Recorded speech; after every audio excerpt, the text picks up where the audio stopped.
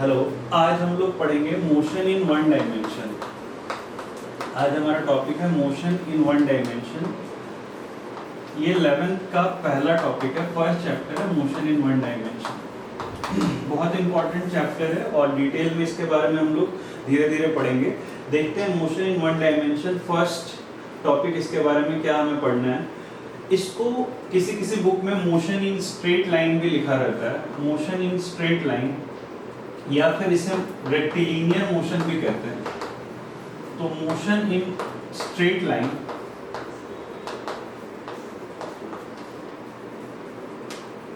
या रेक्टिलिनियर सारा एक ही है।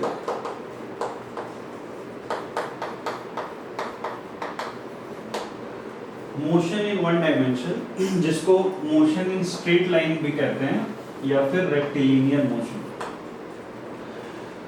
11 का ये पहला टॉपिक है। ऑलरेडी क्लास 9th में इसके बारे में हमने पढ़ रखा है डिटेल में।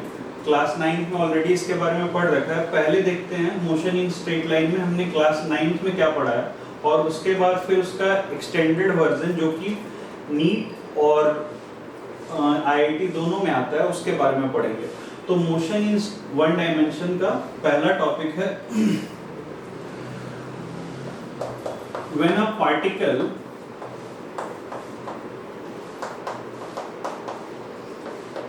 is moving in straight line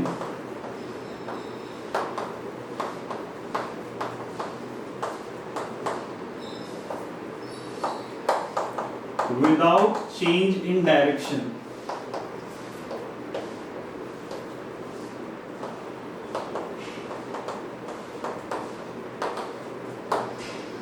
is said to be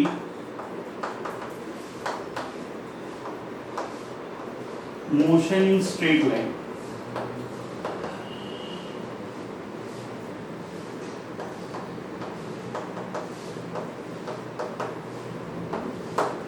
तो एक पार्टिकल अगर एक स्ट्रेट लाइन में मूव करता है विदाउट चेंज इन डायरेक्शन, तो उसको बोलते हैं मोशन इन स्ट्रेट लाइन। अगर एक पार्टिकल है, एक पार्टिकल लेते हैं और वो एक स्ट्रेट लाइन में मूव कर रहा है ए टू बी बिना अपने डायरेक्शन को चेंज किए हुए, तो इस मोशन को बोलेंगे motion in straight line. If a particle is moving in straight line without change in direction, it is said to be motion in straight line. अब मोशन, अब पार्टिकल ए से बी गया। अब कंफ्यूजन बच्चों को क्या होता है, ये हमने क्लास 9th में पढ़ रखा है। अब कंफ्यूजन बच्चों को क्या होता है, कंफ्यूजन ये होता है कि अगर पार्टिकल अपना आगे गया और फिर पीछे अपना डायरेक्शन में वापस यहाँ से फिर वापस सी पॉइंट पे आया, तो पार्टिकल ए से बी गया और बी से फिर सी पॉइंट पे आया, ये भी मोशन इन स्ट्रेट लाइन है, क्योंकि पार्टिकल एक ही डायरेक्शन में आगे पीछे कर रहा है। तो back and fourth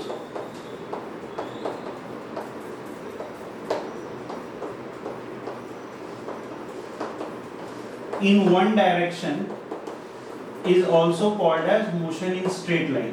back and fro करे एक ही डायरेक्शन में, तो उसको भी मोशन इन स्ट्रेट लाइन करते हैं। अगर एक पार्टिकल आगे गया फिर पीछे आया फिर आगे गया, तो भी ये स्ट्रेट लाइन मोशन में ही कंसीडर होगा।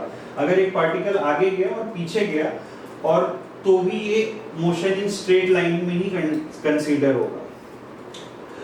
तो अब बच्चे इससे क्या समझते हैं, अगर एक पार्टिकल है, अगर हम एक एक्स वाई कोऑर्डिनेट में ड्रॉ किया, पार्टिकल यहाँ से चलना शुरू किया, इधर गया तो ये मोशन इन स्ट्रेट लाइन है, इधर गया तो मोशन इन स्ट्रेट लाइन है। इस डायरेक्शन को बोलते हैं हॉरिजॉन्टल डायरेक्शन। इस डायरेक्शन को बोलते हैं हॉरिजॉन्टल डायरेक्शन, और इस डायरेक्शन को बोलते हैं वर्टिकल डायरेक्शन।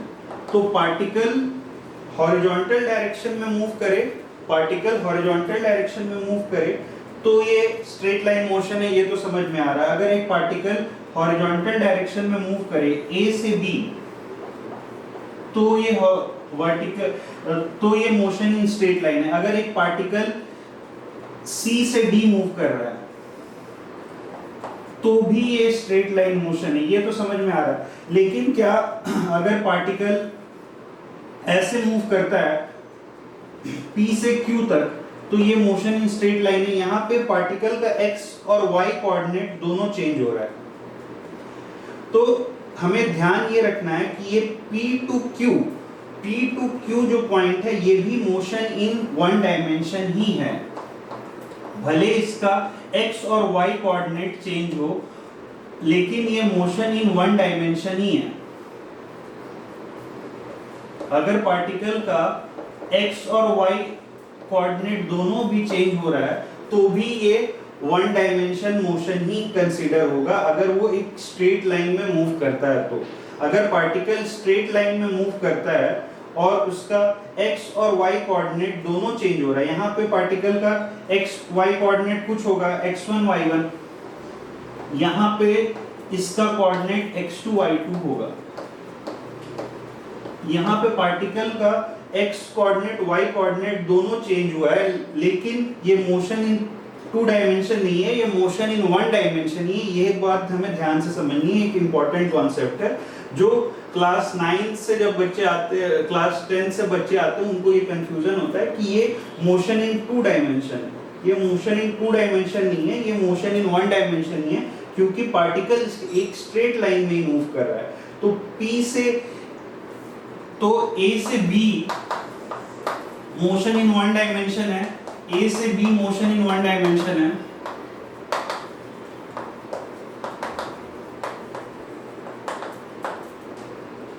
C से D motion in one dimension है, और P से Q भी मोशन इन वन डायमेंशन है। A से B में तो पार्टिकल का सिर्फ x कोऑर्डिनेट ही चेंज हो रहा है, पार्टिकल का सिर्फ x कोऑर्डिनेट चेंज हो रहा है, y कोऑर्डिनेट सेम है। C से D में पार्टिकल का y कोऑर्डिनेट चेंज हो रहा है, लेकिन x कोऑर्डिनेट सेम है। तो यहाँ पे A से B जब गया पार्टिकल, तो यहाँ पे पार्टिकल का ओनली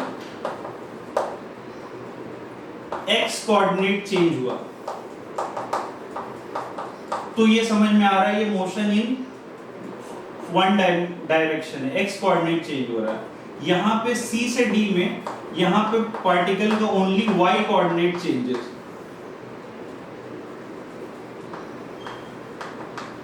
लेकिन P से Q में both x and y coordinate change हो रहा है, both x and y coordinate change हो रहा है, और ये भी मोशन इन वन डायमेंशन है, क्योंकि पार्टिकल एक स्ट्रेट लाइन में ही मूव कर रहा है। तो कंफ्यूजन ये नहीं रखना है हमें कि अगर x कोऑर्डिनेट सिर्फ चेंज हो या फिर सिर्फ y कोऑर्डिनेट। बहुत जगह बच्चे ये मिसकंसेप्शन कर लेते हैं कि अगर पार्टिकल सिर्फ x डायरेक्शन में मूव कर रहा है, अगर पार्टिकल हॉरिजॉन्टल डायरेक्शन में मूव कर रहा है या पार्टिकल वर्टिकल डायरेक्शन में मूव कर रहा है तो ही मोशन इन स्ट्रेट लाइन है। लेकिन हमें ये समझना है, ये एक इंपॉर्टेंट कॉन्सेप्ट है, इससे प्रीवियस ईयर में क्वेश्चन भी आ रखा था कि पार्टिकल का अगर x और y कोऑर्डिनेट दोनों चेंज कर रहे हैं, यहाँ दिख रहा है हमें पार्टिकल एक स्ट्रेट लाइन मोशन में ही है। तो ये कॉन्सेप्ट हुआ। नेक्स्ट हम पढ़ेंगे अबाउट रेफरेंस फ्रेम। नेक्स्ट हम पढ़ेंगे, इसको नोट करते हैं, उसके बाद हम नेक्स्ट पढ़ेंगे अबाउट रेफरेंस फ्रेम।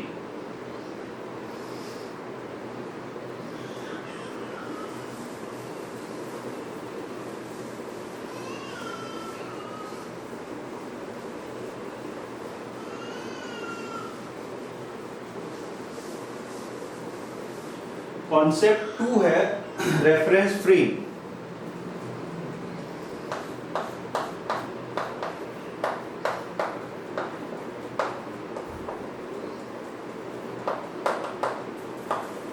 बहुत इंपॉर्टेंट कॉन्सेप्ट है, आगे 2-3 चैप्टर में इसके बारे में हम डिटेल में एनालिसिस करेंगे। अभी जो हमें समझना है, रेफरेंस फ्रेम क्या है। रेफरेंस फ्रेम एक रीजन है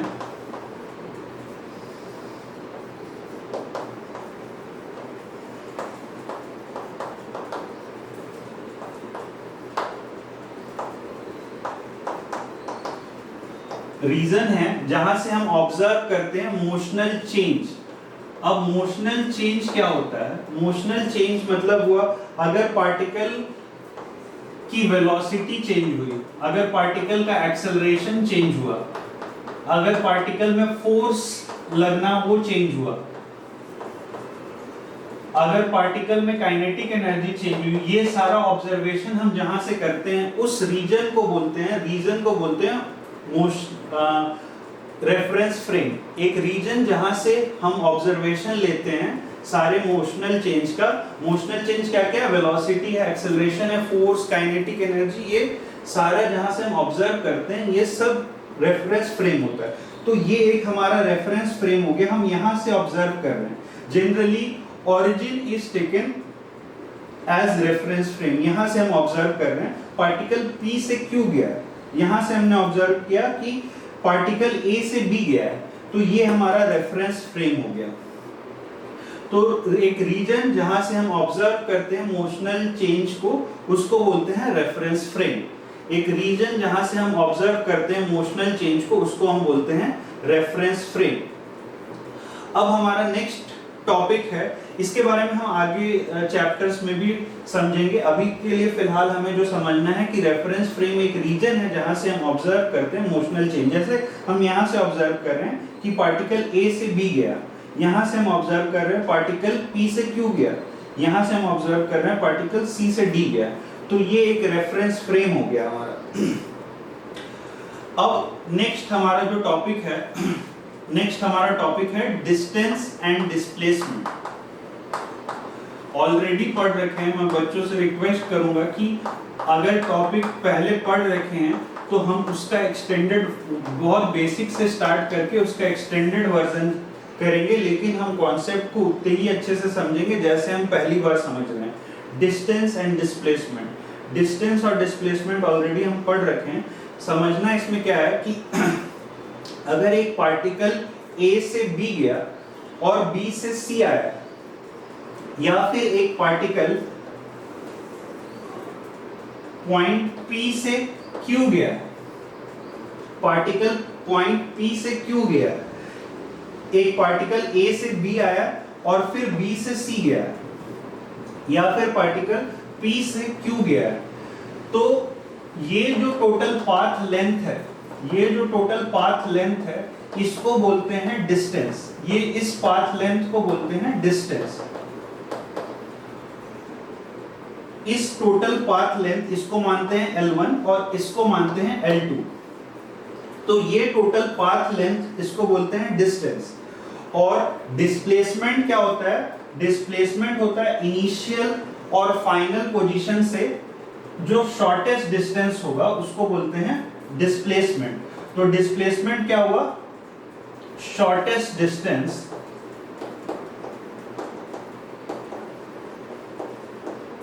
between initial and final position, shortest distance between initial and final position. Initial position हमारा P है, फाइनल पोजीशन हमारा Q है, तो shortest distance between initial and final position, इसको बोलेंगे डिस्प्लेसमेंट। तो डिस्टेंस जो हमारा हुआ, डिस्टेंस हमारा हुआ पाथ लेंथ,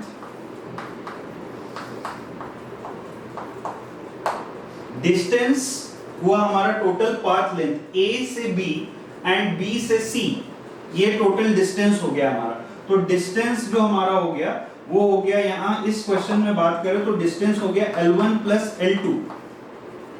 डिस्टेंस हमारा टोटल पाथ लेंथ हो गया A से B और फिर B से C, तो ये डिस्टेंस L1 है और ये डिस्टेंस L2 है, तो टोटल पाथ लेंथ जो हो जाएगा वो L1 प्लस L2 हो जाएगा। डिस्टेंस के बारे में हमें पता है ये एक स्केलर क्वांटिटी होता है। डिस्टेंस एक स्केलर क्वांटिटी होता है, इसका मतलब ये हुआ कि ये इसमें सिर्फ मैग्नीट्यूड के बारे में हम लोग बात करते हैं। स्केलर वेक्टर और बेसिक मैथ ऑलरेडी हम लोग प्रीवियस चैप्टर में पढ़ रखे हैं, तो हमें पता है कि स्केलर क्वांटिटी मतलब सिर्फ उसमें मैग्नीट्यूड हुआ।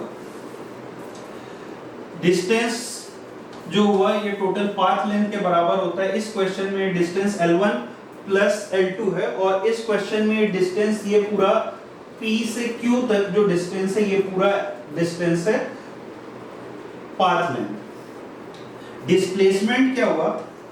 डिस्प्लेसमेंट के बारे में हमें पता है displacement is the shortest distance between initial and final position. तो शॉर्टेस्ट डिस्टेंस हुआ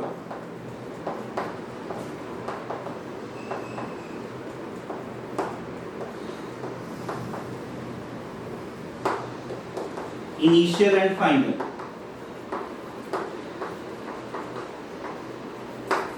तो डिस्प्लेसमेंट जो हुआ वो शॉर्टेस्ट डिस्टेंस हुआ बिटवीन इनिशियल एंड फाइनल। और इस केस में डिस्प्लेसमेंट क्या होगा, डिस्प्लेसमेंट हो जाएगा हमारा L1 माइनस L2। यहां डिस्टेंस हुआ L1 प्लस L2 और यहां डिस्प्लेसमेंट हो जाएगा L1 माइनस L2।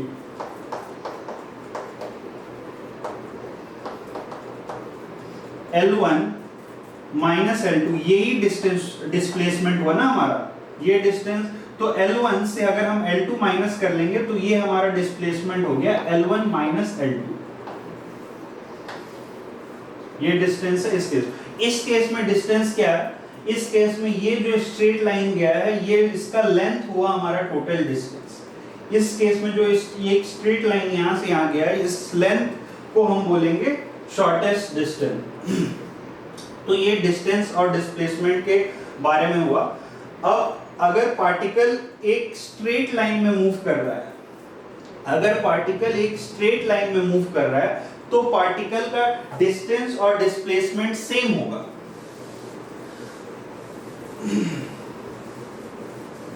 अगर पार्टिकल एक स्ट्रेट लाइन में मूव कर रहा है तो उसका डिस्टेंस और डिस्प्लेसमेंट सेम होगा। जैसे पार्टिकल यहां से यहां गया तो इस केस में शॉर्टेस्ट डिस्टेंस और हमारा पाथ लेंथ सेम होगा। तो पार्टिकल अगर एक स्ट्रेट लाइन में मूव किया और रिटर्न बैक नहीं किया अपने पोजीशन में, इस पोजीशन में अगर रिटर्न बैक, तो अगर पार्टिकल पॉइंट 1 है कि इफ पार्टिकल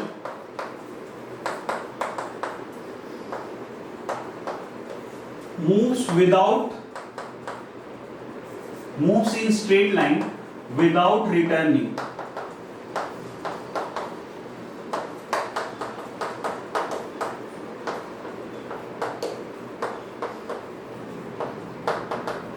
तो इस केस में डिस्टेंस और डिस्प्लेसमेंट बराबर हो जाएगा। डिस्टेंस और डिस्प्लेसमेंट बराबर हो जाएगा क्योंकि हमारा जो शॉर्टेस्ट डिस्टेंस है ये केस 1 है। केस 1 में अगर पार्टिकल एक स्ट्रेट लाइन में मूव कर रहा है और उस केस में उसका डिस्टेंस और डिस्प्लेसमेंट बराबर हो जाएगा। केस 2 क्या हुआ, केस 2 यहां पे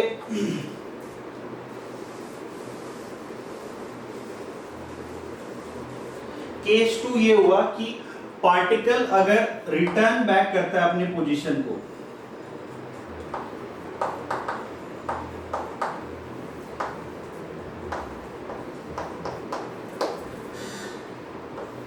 फ्रॉम इट्स पोजीशन, अगर पार्टिकल रिटर्न बैक करता है फ्रॉम इट्स पोजीशन, तो इस केस में पार्टिकल जैसे यहां से यहां ए से बी गया और फिर रिटर्न बैक किया, तो इस केस में जो हमारा डिस्टेंस है वो डिस्प्लेसमेंट से बड़ा होगा।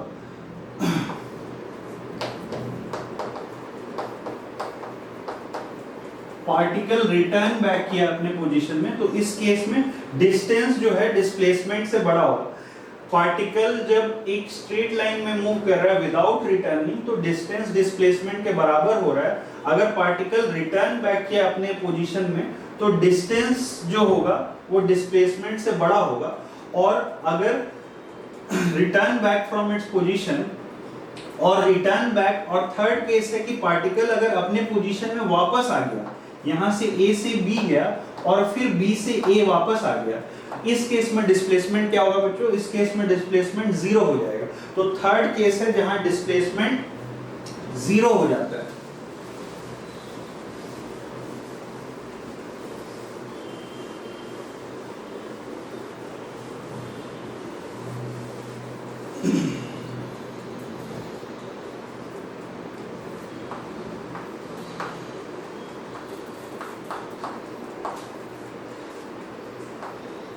If return to original position,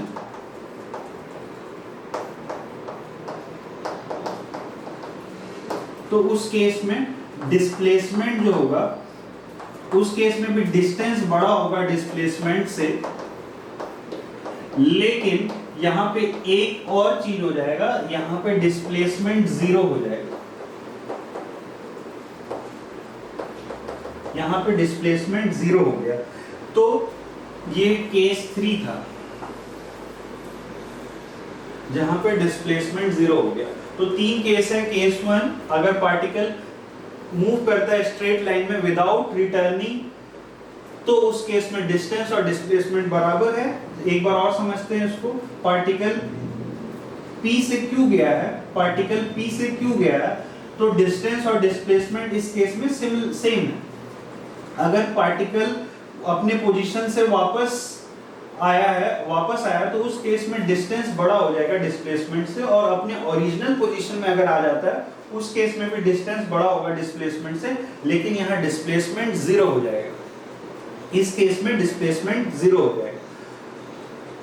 next topic हमारा है पोजीशन वेक्टर। इसको नोट करते हैं, फिर हम नेक्स्ट टॉपिक की तरफ बढ़ते हैं। नेक्स्ट टॉपिक है पोजीशन वेक्टर। इसको नोट करते हैं, और नेक्स्ट टॉपिक हमारा पोजीशन वेक्टर है।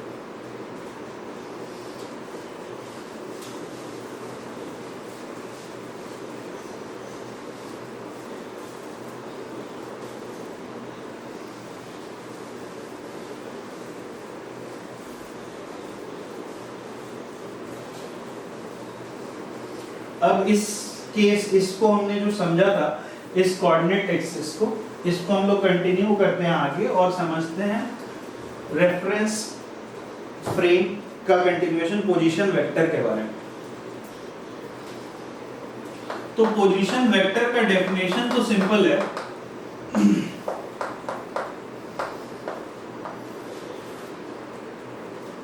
It is the vector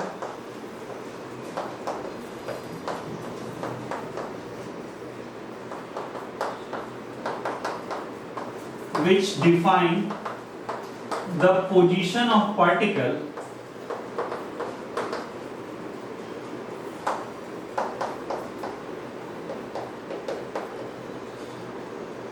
from reference point। reference point हमने पढ़ रखा है, और reference point जनरली हम लोग origin लेते हैं।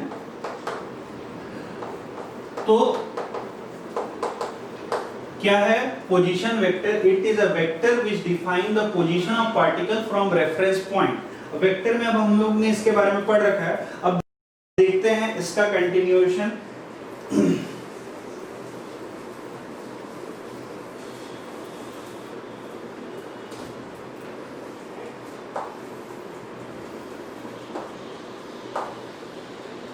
अगर एक पार्टिकल है, वो पार्टिकल A से C तक जाता है, A से C तक जाता है थ्रू B, A से C तक पार्टिकल जा रहा है थ्रू B, तो ये मोशन इन स्ट्रेट लाइन है। अब इस पार्टिकल का पोजीशन, ये जो पोजीशन वेक्टर है जो डिफाइन करता है इट्स पोजीशन फ्रॉम ओरिजिन, इसको बोलते हैं पोजीशन वेक्टर। तो पार्टिकल A का पोजीशन वेक्टर ओरिजिन से क्या है, वो R1 है, और इसको हम लोग रिप्रेजेंट करते हैं ऐसे। पार्टिकल B का ओरिजिन से पोजीशन क्या है, इसको हम लोग डिफाइन करते हैं R2 वेक्टर। पार्टिकल C का ओरिजिन से पोजीशन क्या है, और इसको हम लोग डिफाइन करते हैं R3 वेक्टर। तो कंडीशन क्या है चेक करने का कि particle is moving in straight line. तो condition for motion in straight line, condition for motion in straight line क्या है? हमें ये तो पता है कि particle A B C motion in straight line है, लेकिन हम कैसे प्रूव करेंगे कि ये पार्टिकल एक स्ट्रेट लाइन में? क्या कंडीशन क्या है? हमें दिख तो रहा है, लेकिन अगर पार्टिकल का x y कोऑर्डिनेट दोनों चेंज हो रहा है तो क्या कंडीशन क्या होगा? तो कंडीशन ये है कि AB का जो पोजीशन वेक्टर है, AB का जो यूनिट वेक्टर है और BC का जो यूनिट वेक्टर है, ये हम लोग निकालेंगे। तो AB का यूनिट वेक्टर, यहाँ पे पोजीशन वेक्टर जो होगा ये R2 माइनस R1 होगा ये, और BC का क्या हो जाएगा R3 माइनस R2। तो यूनिट AB यूनिट वेक्टर हमें पता है यूनिट वेक्टर AB कैसे निकालते हैं, वेक्टर बाय इट्स मैग्नीट्यूड। ये वेक्टर हो गया, ये AB का पोजीशन वेक्टर हो गया, तो AB का पोजीशन वेक्टर क्या हो गया R2 माइनस R1। AB का position vector R2 minus R1 हो गया। तो उसका यूनिट वेक्टर कैसे निकालेंगे, उसका यूनिट वेक्टर ऐसे निकालेंगे, कंडीशन ये हो जाएगा R2 minus R1 vector by mod of R2 minus R1 vector. ये वेक्टर बाय इट्स मैग्नीट्यूड, ये AB का यूनिट वेक्टर हो गया, और BC का यूनिट वेक्टर क्या होगा, जैसे R3 minus R2, R3 vector minus R2 vector divided by mod R3 minus R2 vector.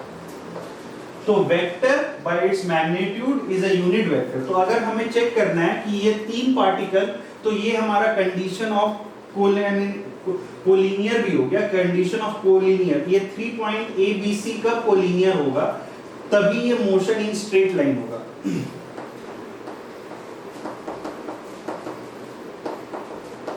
अगर हम प्रूफ कर दे कि ये A, B और C पॉइंट कोलिनियर है, तो हम कह सकते हैं कि ये एक स्ट्रेट लाइन में, कोलिनियर मतलब क्या हो गया, एक स्ट्रेट लाइन में। तो कंडीशन फॉर कोलिनियर हमने मैथ्स में भी पढ़ रखा है, मैथ्स में होता है R2 वेक्टर, ये जो वेक्टर है बाय इट्स मैग्नीट्यूड, और ये vector by its magnitude AB unit cap और BC यूनिट कैप अगर सेम हो जाएगा तो हम कह सकते हैं कि ये कोलिनियर है। ये एक इंपॉर्टेंट कॉन्सेप्ट है और इससे क्वेश्चंस आते हैं, तो इसको स्टार मार्क कर लीजिए, इसको नोट कीजिए, और ये एक इंपॉर्टेंट कॉन्सेप्ट है, इससे क्वेश्चंस आते हैं।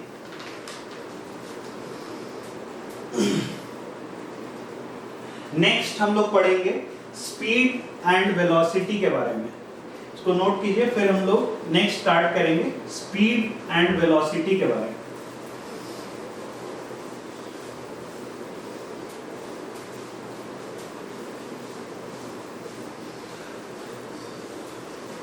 सारा बेसिक कॉन्सेप्ट से हम स्टार्ट कर रहे हैं, सारा बेसिक कॉन्सेप्ट से स्टार्ट कर रहे हैं। अभी मैं वन बाय वन उस पे क्वेश्चंस लूंगा, और मैं रिक्वेस्ट करूंगा कि सारे क्वेश्चंस को हम लोग उसी तरह से इंपॉर्टेंस देंगे जैसे एक हार्ड कॉन्सेप्ट को करते हैं। तो क्लास 9 के जो क्वेश्चंस हैं उससे मैं स्टार्ट करूंगा, और फिर लेवल वाइज हम बढ़ते जाएंगे। तो स्पीड एंड वेलोसिटी के बारे में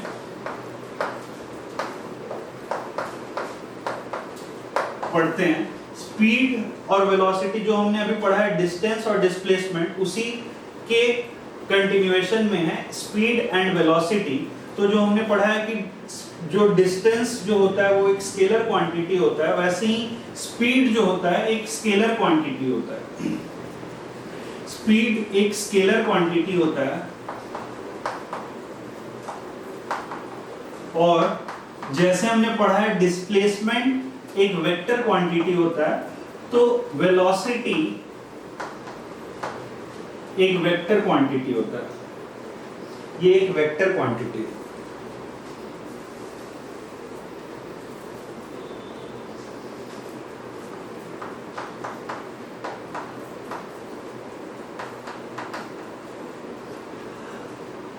अब जब भी एक इंपॉर्टेंट कॉन्सेप्ट, जब भी if only speed and velocity is mentioned,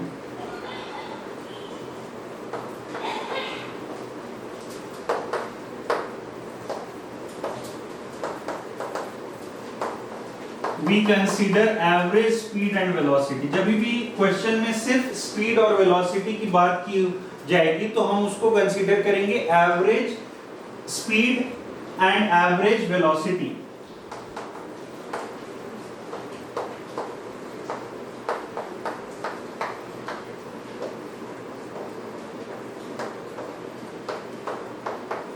जब भी क्वेश्चन में सिर्फ स्पीड और वेलोसिटी दिया हुआ है तो हम क्या कंसीडर करेंगे कि बात हो रही है एवरेज स्पीड और एवरेज वेलोसिटी की।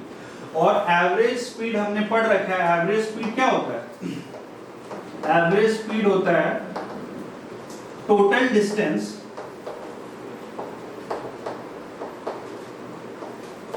Bye total time. तो अगर एक पार्टिकल यहां से यहां कंसीडर गया है तो ये जो टोटल पाथ लेंथ होगा ये इसका टोटल डिस्टेंस हो जाएगा, ऑलरेडी हमने अभी पढ़ रखा है। तो ये जो टोटल डिस्टेंस होगा बाय टोटल टाइम ये हो जाएगा एवरेज स्पीड, और एवरेज वेलोसिटी क्या होगी,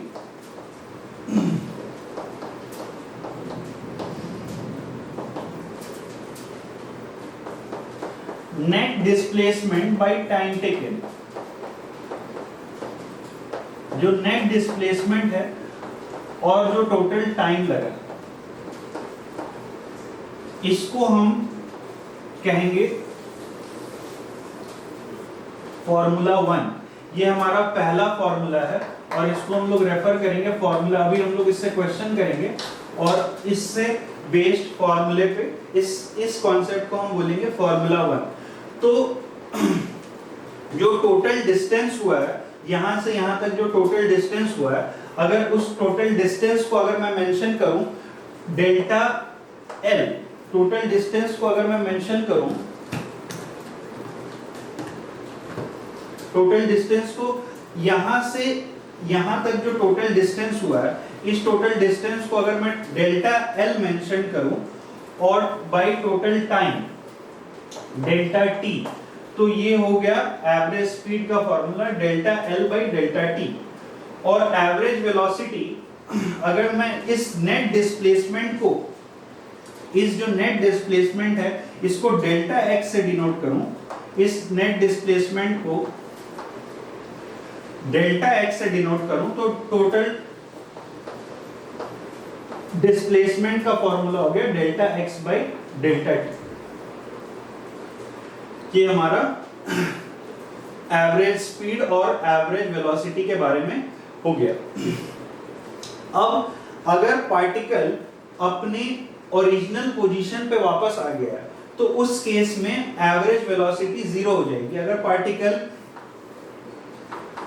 P से Q गया और फिर वापस Q से P वापस आ गया तो इस केस में एवरेज वेलोसिटी 0 हो जाएगी। क्यों 0 हो जाएगी? क्योंकि नेट डिस्प्लेसमेंट जो इस केस में है वो 0 हो जाएगा, नेट डिस्प्लेसमेंट 0 हो जाएगा और सो एवरेज वेलोसिटी भी 0 हो जाएगी।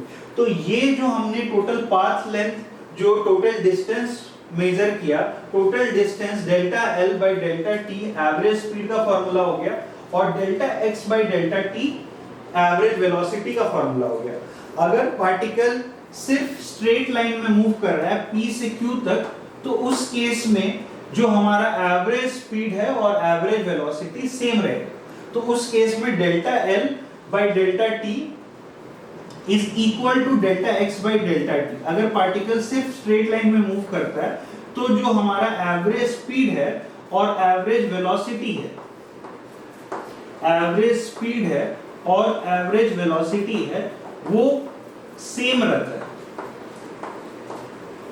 इसका मतलब delta L by delta T और delta X by delta T ये सेम है। Average velocity delta X by delta T ये दोनों सेम है। तो पार्टिकल अगर स्ट्रेट लाइन में मूव कर रहा है तो उस केस में हम लोग मानेंगे कि एवरेज स्पीड और एवरेज वेलोसिटी सेम है। लेकिन अगर पार्टिकल रिटर्न करता है अपने पोजीशन पे तो उस केस में एवरेज स्पीड और एवरेज वेलोसिटी सेम नहीं होगा। उस केस में एवरेज स्पीड और एवरेज वेलोसिटी सेम नहीं होगा। तो इस फॉर्मूले को हमने फॉर्मूला 1 नाम दिया है और हम लोग देखेंगे कि इससे बेस्ड क्वेश्चन अभी हम लोग कैसे इजीली कर सकते हैं। क्वेश्चन स्टार्ट करते हैं।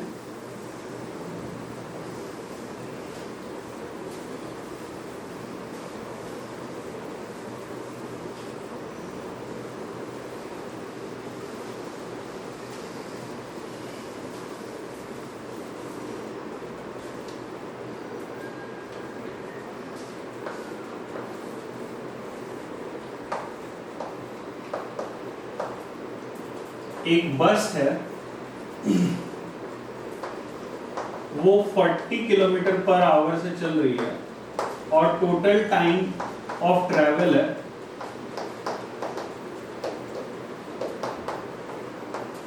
वो है 10 our.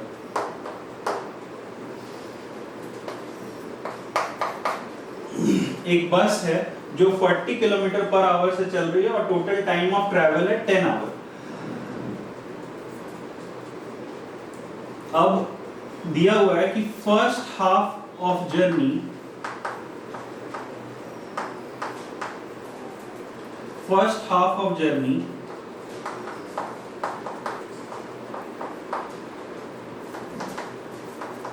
is covered with velocity 30 kilometer per hour.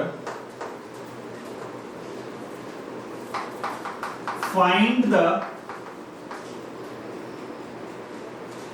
velocity for second half of journey. Second half of journey में कितना वेलोसिटी लगेगा ये हमें फाइंड करना है। ये गिवन है और ये हमें फाइंड करना है। तो क्वेश्चन को हम लोग पहले विजुअलाइज करते हैं।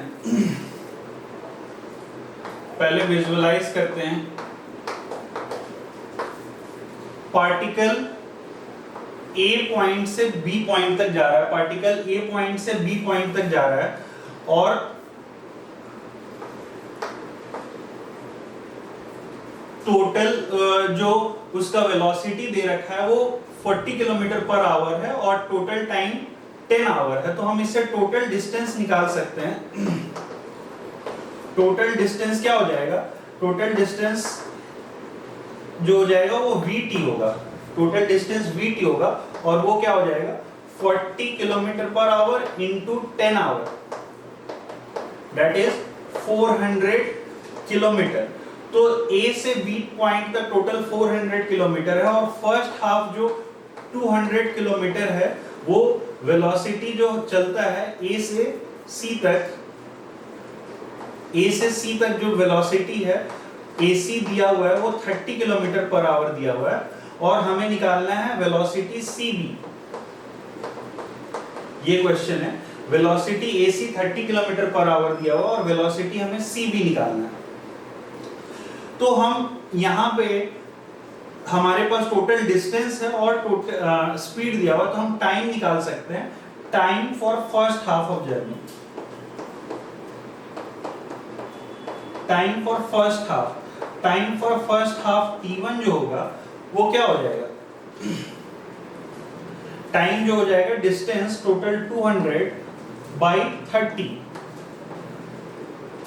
200 बाई 30 ये आ जाएगा 6.66 आवर।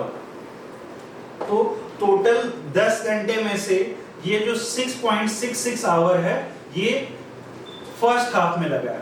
तो T2 कितना हो जाएगा? यहां से T2 जो हो जाएगा टोटल 10 में से T1 सब्ट्रैक्ट कर लेंगे, तो 10 में से अगर हम 6.66 सब्ट्रैक्ट करेंगे तो ये आ जाएगा 3.34 आवर।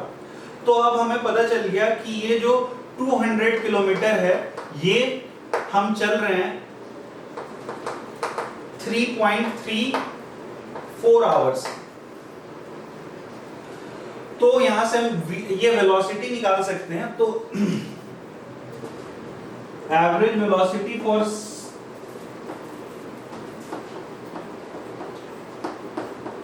सेकेंड हाफ क्या हो जाएगा?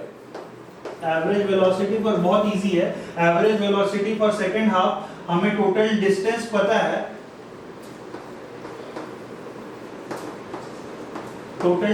पता है, और डिवाइडेड बाय टाइम टेकन। तो ये 3.33 को हम लोग लिख सकते हैं 10/3 ऊपर चला गया और ये आ जाएगा 60 kilometre per our, which is the answer of this question. तो जो second half of the journey जो ट्रैवल करेगा वो 60 किलोमीटर पर आवर से ट्रैवल करे। सिंपल कॉन्सेप्ट था, हम लोग विजुअलाइज किया कि ए से बी तक जो टोटल डिस्टेंस है, हमारा टोटल डिस्टेंस और टोटल टाइम दे रखा था, तो हम टोटल डिस्टेंस निकाल लिए। वहां से हमने time taken for first half of the journey निकाल लिया, time taken for first half of the journey निकाल लिया, और टोटल टाइम से जब सब्ट्रैक्ट करेंगे तो हमें सेकंड हाफ का टोटल टाइम निकल जाएगा। I hope you got the same answer. Next question हम लोग करते हैं, एग्जाम क्वेश्चन नंबर 2।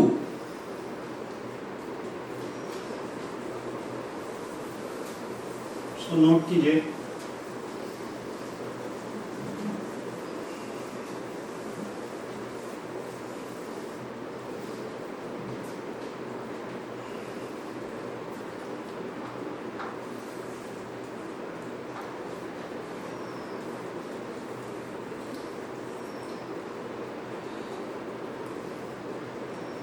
एक एस्केलेटर है और उसका टोटल लेंथ दिया हुआ है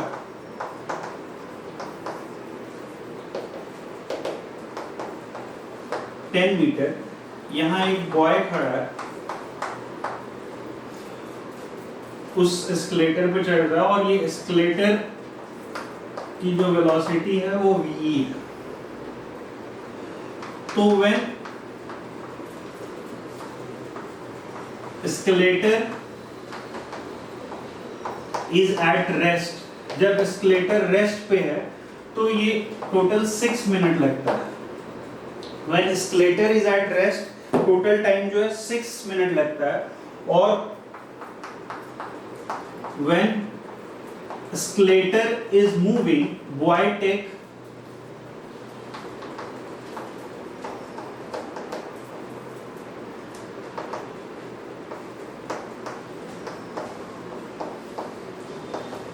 टेक 2 मिनट। जब एस्केलेटर रेस्ट पे था तो बॉय को चलने में 6 मिनट लगता है। तो हमें फाइंड करना है, find the velocity of the escalator, find the time taken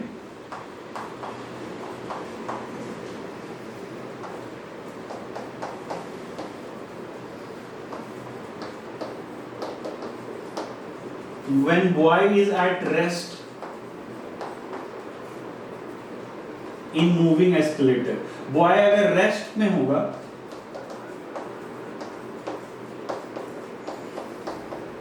तो कितना टाइम लगेगा, ये हमें निकालना है। ये गिवन है और ये हमें निकालना है, फाइंड द टाइम टेकन।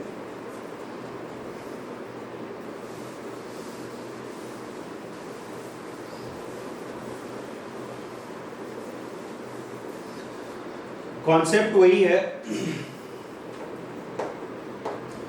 जब एस्केलेटर मूविंग है, इस केस में एक बार विजुअलाइज करते पहले क्वेश्चन को।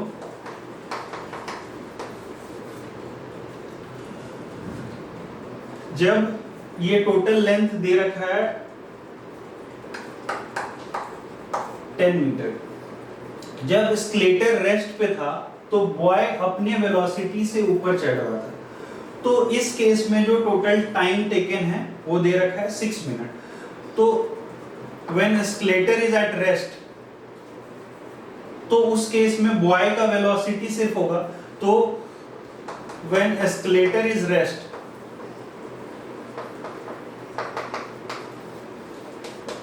तो जो टोटल टाइम है, डिस्टेंस हमारा 10 मीटर है, बाई इस केस में सिर्फ वेलोसिटी ऑफ द बॉय होगा, ये होगा टाइम, क्योंकि इस केस में एस्केलेटर रेस्ट पे है। तो ये दे रखा है 6 मिनट, और 6 मिनट को हम सेकंड में कन्वर्ट करेंगे, क्योंकि ये मीटर है और ये मिनट है, तो इसको हम लोग अगर सेकंड में कन्वर्ट करेंगे तो ये 360 आ जाएगा। तो यहाँ से हमें वेलोसिटी ऑफ बॉय आ गया। वेलोसिटी ऑफ बॉय कितना आ जाएगा, वेलोसिटी ऑफ बॉय, वेलोसिटी हमें जो वेलोसिटी ऑफ बॉय निकालना है, इस केस में वेलोसिटी ऑफ बॉय टाइम दे रखा है, speed is equals to distance by time. Time निकालना है यहाँ से, distance by speed, distance by speed करके यहाँ से वेलोसिटी निकालेंगे। वेलोसिटी ऑफ बॉय आ गया 360 वेलोसिटी, ये आ जाएगा 10/360।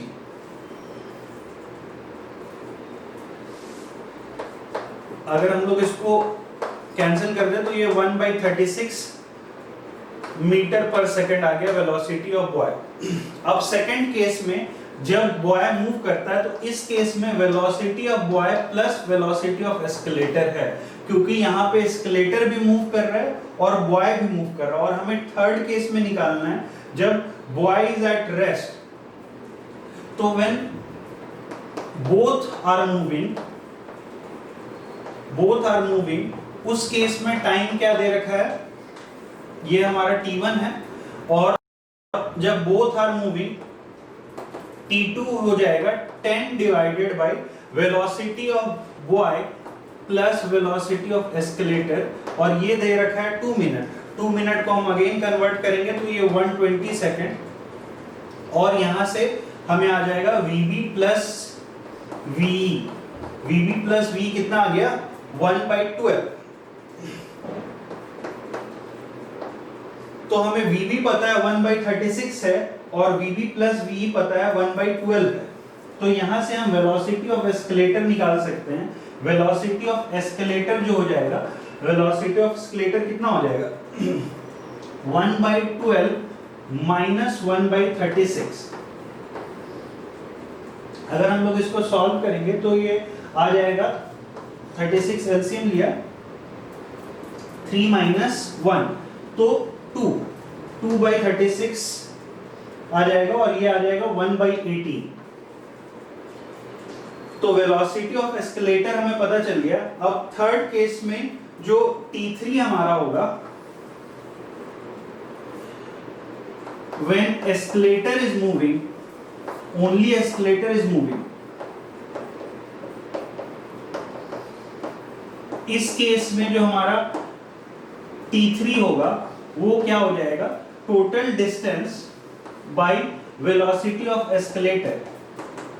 तो 10 divided by velocity of escalator 1/18, 10 divided by 1/18 करेंगे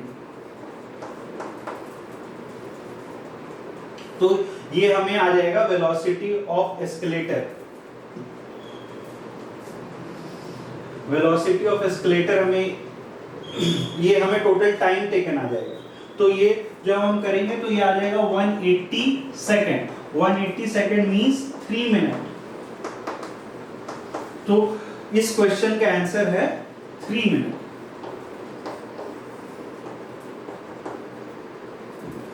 तो जब एस्केलेटर मूव कर रहा था और बॉय भी मूव कर रहा था तो 2 मिनट लगा। जब एस्केलेटर सिर्फ ऊपर जा रहा है, तब उसको लगेगा 3 मिनट। इसको नोट कीजिए। नेक्स्ट एक और इसी मॉडल पे क्वेश्चन करेंगे।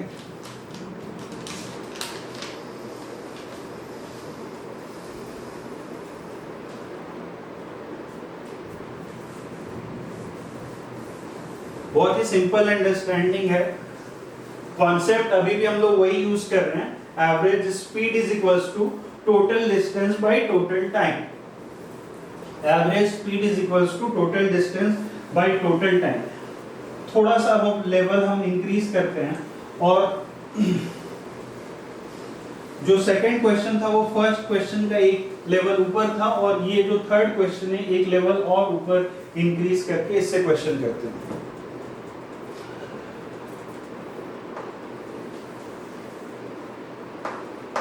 एक पॉइंट है ए से बी, ये टोटल है 100 मीटर, और यहां से ये एक हाईवे है,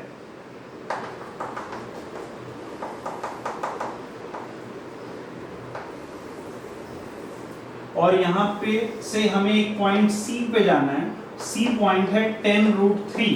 बी से जो सी का डिस्टेंस है ये 10√, तो पार्टिकल ए से बी और फिर बी से सी जाना है 10√3।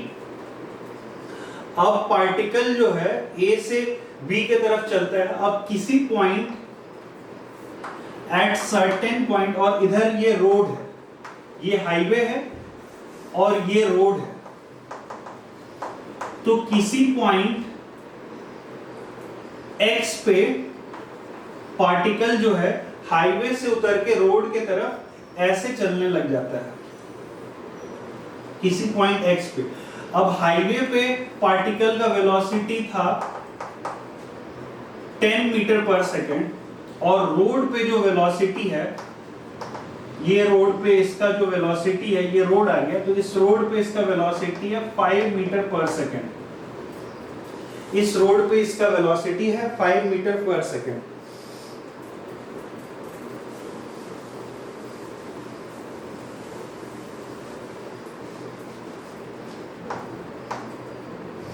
अब क्वेश्चन क्या कहता है कि find the minimum time, find the minimum time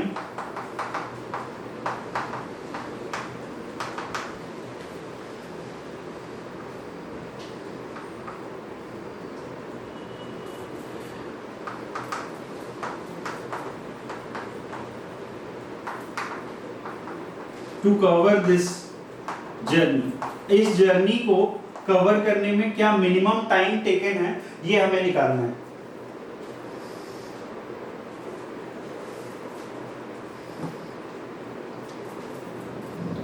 तो एक x पॉइंट से पार्टिकल का डिस्टेंस यहां से चेंज हुआ होगा एक x पॉइंट से,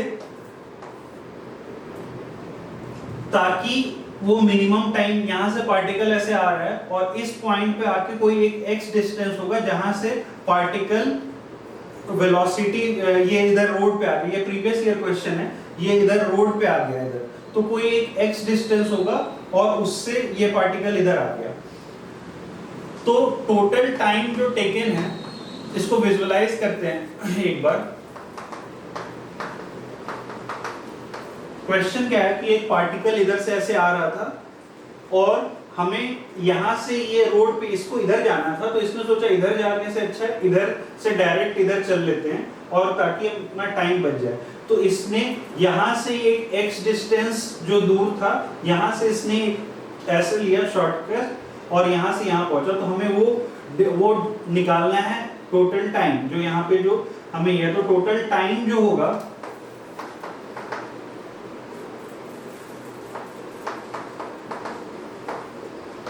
ये क्या हो जाएगा, जो जितना उसने हाईवे पे ट्रैवल किया और टोटल टाइम जो रोड पे ट्रैवल किया।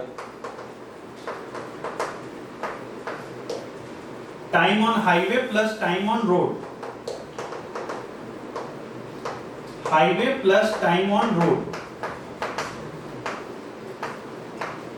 अब हाईवे पे कितना टाइम लगा है, हाईवे पे ये टोटल डिस्टेंस 100 था, तो 100 minus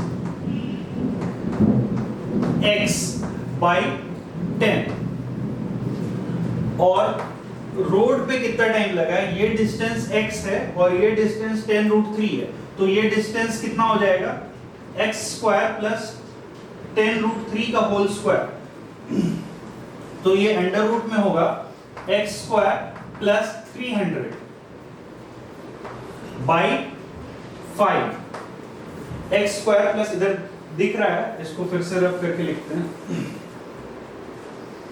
total time on highway जो होगा वो 100 माइनस x बाई 10, वही formula, total distance by total time taken, total distance by total time taken, ये हुआ हाईवे पे ट्रैवल करने का टोटल टाइम, और ये रोड पे ट्रैवल करने का, रोड पे ट्रैवल करना कितना डिस्टेंस ट्रैवल हुआ है, तो रोड पे टोटल डिस्टेंस हुआ है, ये पाइथागोरस यहाँ पे लगा के हम निकालेंगे, under root x square plus ये डिस्टेंस का स्क्वायर 10√3 का स्क्वायर आता है 300 बाई टाइम टेकन 5। तो ये हमारा टोटल टाइम टेकन है।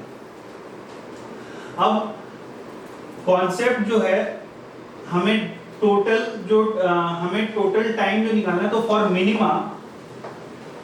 फॉर मिनिमम टाइम हमें मैक्सिमा मिनिमा का कॉन्सेप्ट यूज करना पड़ेगा। और हमें पता है कि हमने प्रीवियस चैप्टर में पढ़ रखा है dt बाई dx को हम लोग 0 करते हैं मिनिमम टाइम के लिए। कभी भी बच्चों अगर किसी भी वेरिएबल को हम लोग को मिनिमाइज करना है, तो हम लोग उसको एक सिंगल वेरिएबल में कन्वर्ट करेंगे, सिंगल पैरामीटर में, और उसको डिफरेंशिएट करके इक्वेट करेंगे 0 से। तो यहां अगर हम लोग डिफरेंशिएट करके 0 से इक्वेट करते हैं तो हमें क्या मिलता है, इसको डिफरेंशिएट करके 0 से इक्वेट करेंगे तो x के साथ डिफरेंशिएट कर रहे हैं, तो इसको डिफरेंशिएट करने से मिलेगा -1/10 प्लस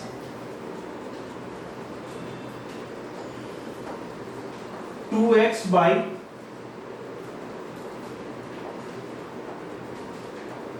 x² प्लस 300।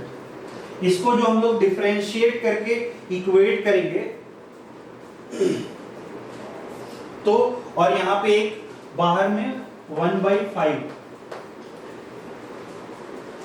ये 2 से 2 कट गया, और इसको हम लोग को इक्वेट करना है 0 से। इसको जब इक्वेट करके सॉल्व करेंगे तो क्या आएगा, 2 से 2 कट गया है, और ये इधर 1/10 हो गया। 1/10 is equals to,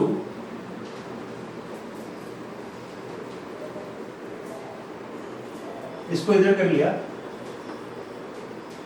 x by under root, ये 5 हो गया, और यहां पे आ गया x² प्लस 300। अब इसको कैंसिल कर दिया 1/2, तो आ जाएगा हमें 2x is equals to x² under root x² plus 300। 2x is equals to x² plus 300। जब इसको स्क्वायर करके ऐड करेंगे तो ये हो जाएगा 4x² minus 3x²। 3x² is equals to 300, और यहां से आ जाएगा x जो आ जाएगा हमारा आ जाएगा 10। तो ये जो डिस्टेंस है ये 10 होगा, मिनिमम डिस्टेंस अगर 10 होगा तो यहां पे ये इसका आंसर हो जाएगा।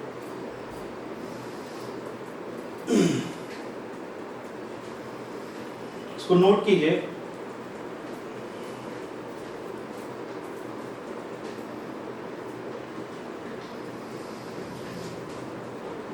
नेक्स्ट कॉन्सेप्ट है इंस्टैन्टेनियस वेलोसिटी।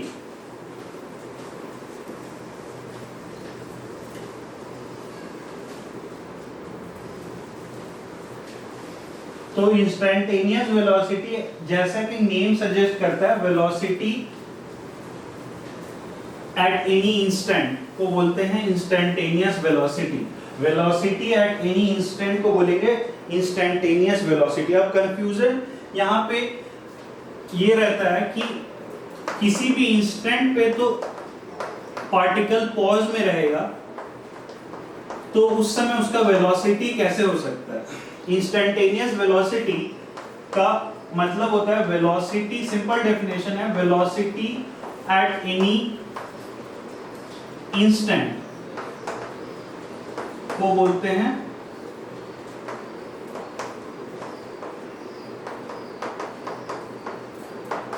Instantaneous velocity. अब कंफ्यूजन क्या होता है बच्चों को, कंफ्यूजन ये होता है कि एट इंस्टेंट, किसी भी इंस्टेंट पे तो पार्टिकल पॉज में रहेगा। अगर किसी इंस्टेंट पे पार्टिकल जो रहेगा वो पॉज में रहेगा। बच्चे जनरली पूछते हैं कि सर किसी भी इंस्टेंट पे तो पार्टिकल पॉज पे रहेगा। अगर मैं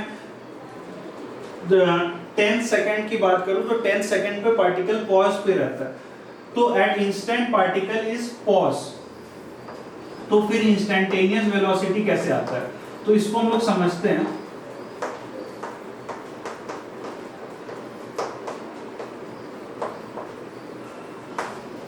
ये कंफ्यूजन है, इसको हम लोग समझते हैं कि अगर एक मानते हैं A पॉइंट से B पॉइंट तक पार्टिकल है, और किसी भी इंस्टेंट पे T पॉइंट पे पार्टिकल ने x डिस्टेंस कवर कर रखा है, तो से a particle at P cover x distance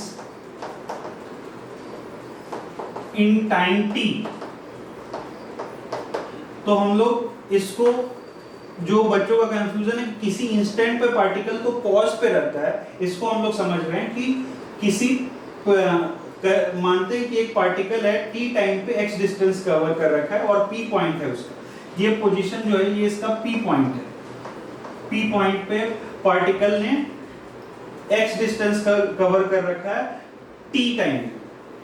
अब उसके बहुत ही नियर बाय सराउंडिंग में, बहुत नजदीक में, उसके नियर बाय सराउंडिंग में जस्ट dt टाइम के बहुत थोड़े समय बाद पार्टिकल का पोजीशन क्या होगा, x प्लस dx हो जाएगा।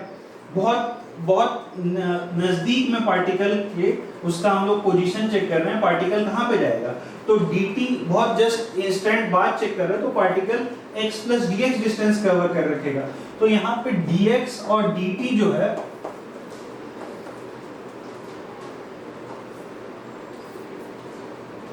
इनफाइनाइटली स्मॉल डिस्टेंस और टाइम के बारे में बात कर रहे हैं, हम उसके बहुत ही डिफरेंशियल टाइम के बारे में बात कर रहे हैं, बहुत ही नियर बाय सराउंडिंग पे पार्टिकल कहां पहुंचेगा, तो dt टाइम पे पार्टिकल dx डिस्टेंस कवर कर रखेगा। तो अगर हम इसके instantaneous velocity at p check करें, तो इंस्टैन्टेनियस वेलोसिटी एट p हम कह सकते हैं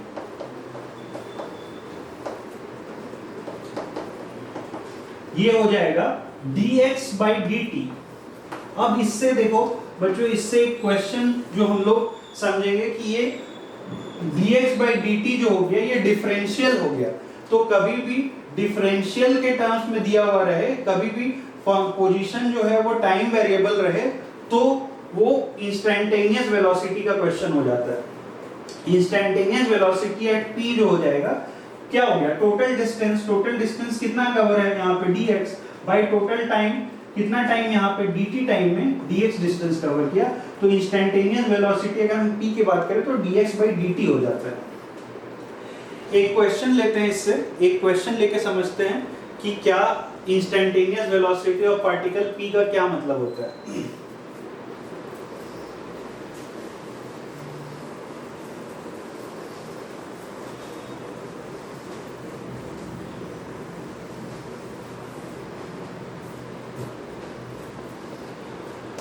A particle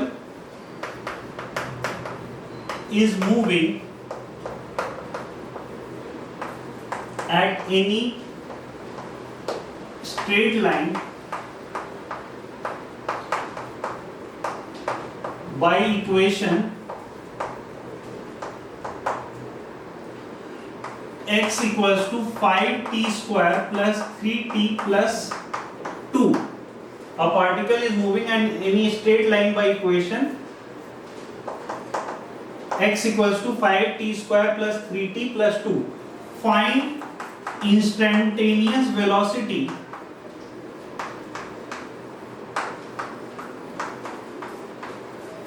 at t equals to 2 second. 2 second पे इंस्टैन्टेनियस वेलोसिटी हमें निकालनी है।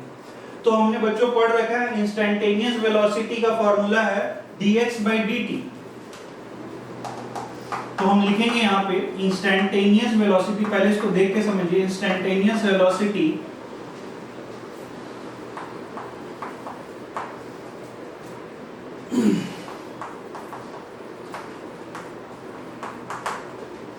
तो v जो हो जाएगा d by dt, यहाँ x क्या दे रखा है position, 5t square plus 3t plus 2।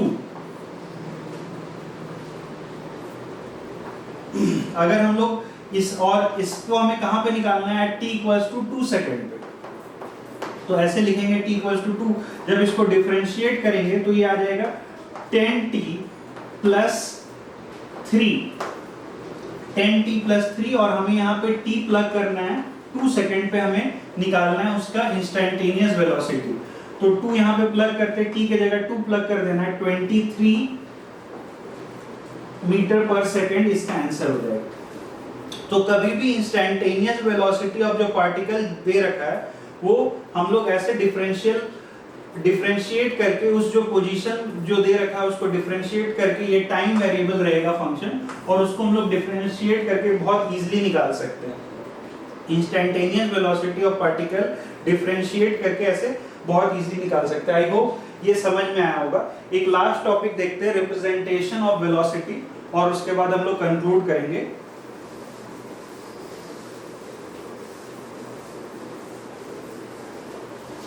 अब हम समराइज करते हैं हमने जो पढ़ रखा है, जो हमने पढ़ रखा है अभी तक उसको हम समराइज करते हैं।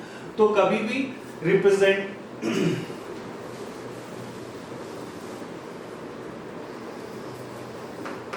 ये लास्ट टॉपिक है इस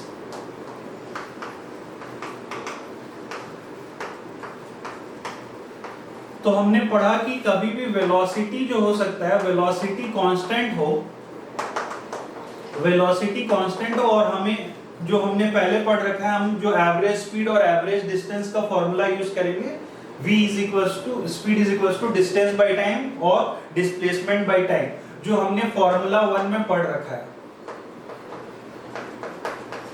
सेकंड जो तो ये जो है होता है, ये कांस्टेंट वेलोसिटी और कांस्टेंट स्पीड के केस में, कांस्टेंट वेलोसिटी और स्पीड के केस में ये हमारा फॉर्मूला 1 यूज हो जाएगा। फॉर जो 2 है, 2 वेलोसिटी जो होगा, जो 2 हमारा जो वेलोसिटी है वो फंक्शन ऑफ टाइम हो सकता है, और या फिर वेलोसिटी जो है फंक्शन ऑफ पोजीशन हो सकता है। देखिए यहाँ पे जो हमारा वेलोसिटी है वो फंक्शन ऑफ टाइम हो सकता है या फंक्शन ऑफ डिस्प्ले पोजीशन हो सकता है। अब इस केस में हम लोग यूज करेंगे फॉर्मूला 2। फॉर्मूला 2 क्या है? फॉर्मूला 1 हमने पढ़ रखा है, जो जिससे हमने 3 क्वेश्चन अभी देखा। और फॉर्मूला 2 क्या है? अगर वेलोसिटी हमारा फंक्शन ऑफ टाइम है, वेलोसिटी हमारा फंक्शन ऑफ स्पीड है, तो ये वेरिएबल्स स्पीड और वेलोसिटी का क्वेश्चन हो गया। ये वेरिएबल वेलोसिटी, इसमें हमारा फॉर्मूला 1 एप्लीकेबल नहीं होगा, इसमें हमारा फॉर्मूला 1 एप्लीकेबल नहीं होगा। इस पे हम लोग स्टेप बाय स्टेप सॉल्व करेंगे। स्टेप 1 क्या है? स्टेप 1 जो है, सेपरेट, पहले हमें लिखना है v is equals to dx by dt। Step 2 क्या है? मैं फॉर्मूला 2 बता रहा हूं कैसे यूज करना है हमें formula 2। Step 1 write v is equals to dx by dt। Step 2 separate variable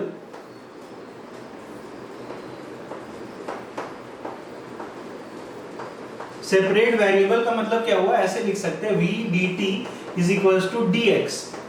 और स्टेप 3 जो होगा, स्टेप 3 हो जाएगा integrate.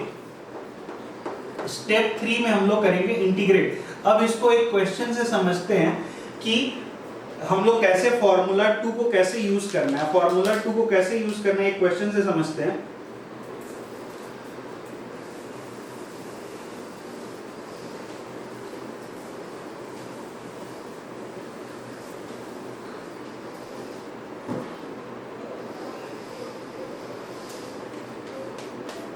A particle is moving in straight line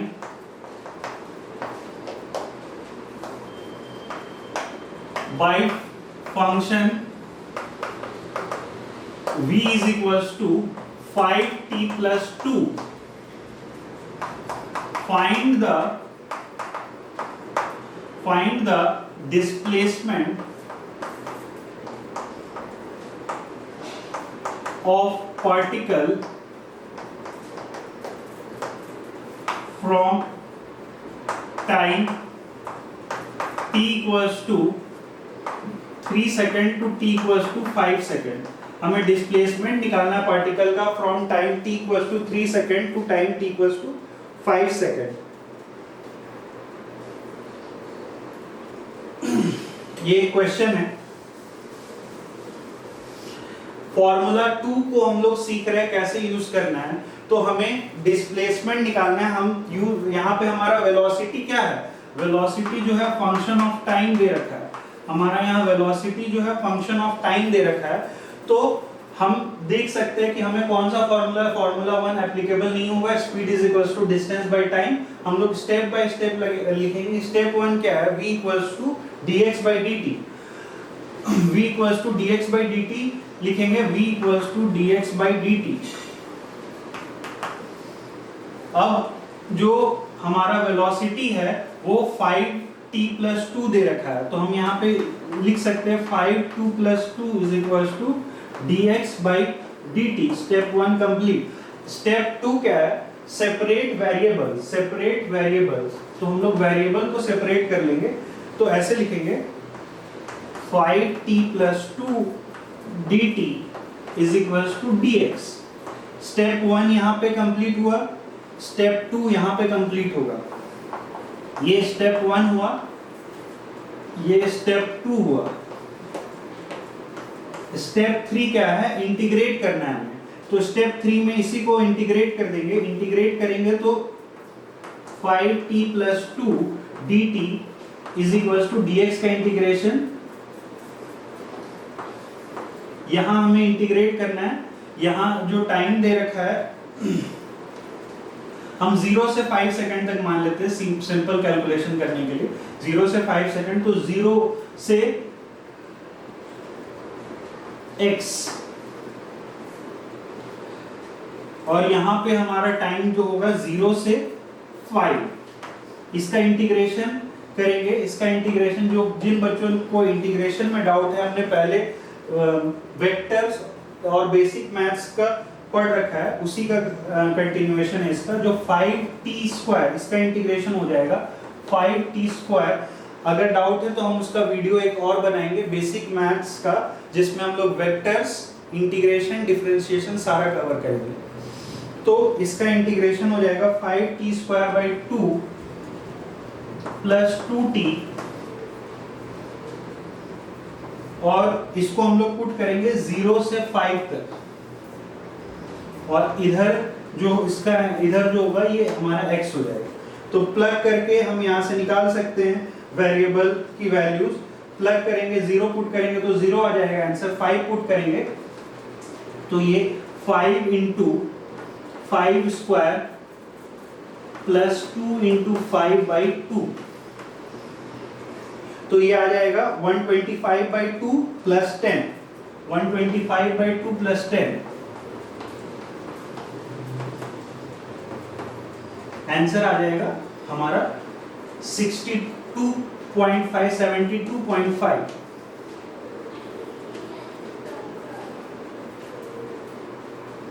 ये आंसर हो जाएगा।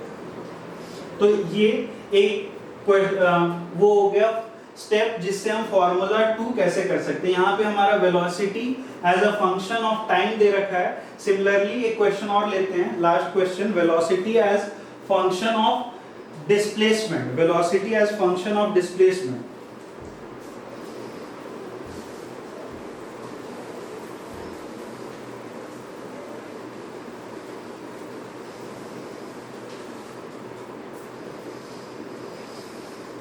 A car is moving in x direction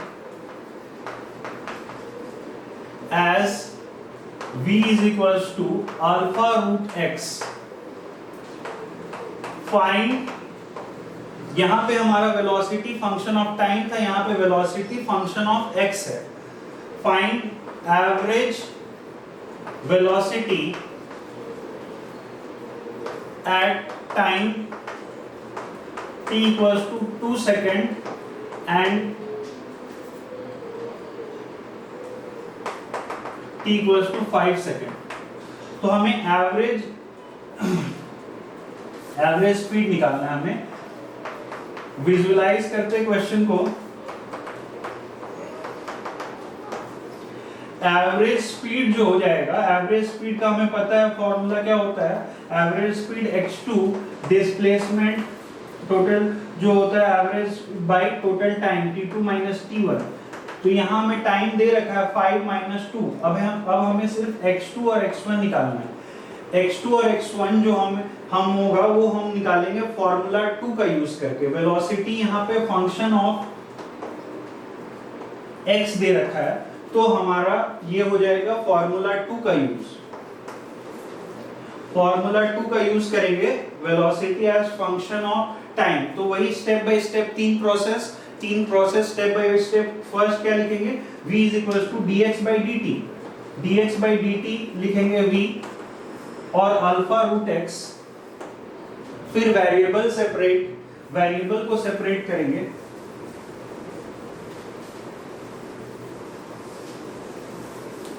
और फिर इंटीग्रेट करेंगे।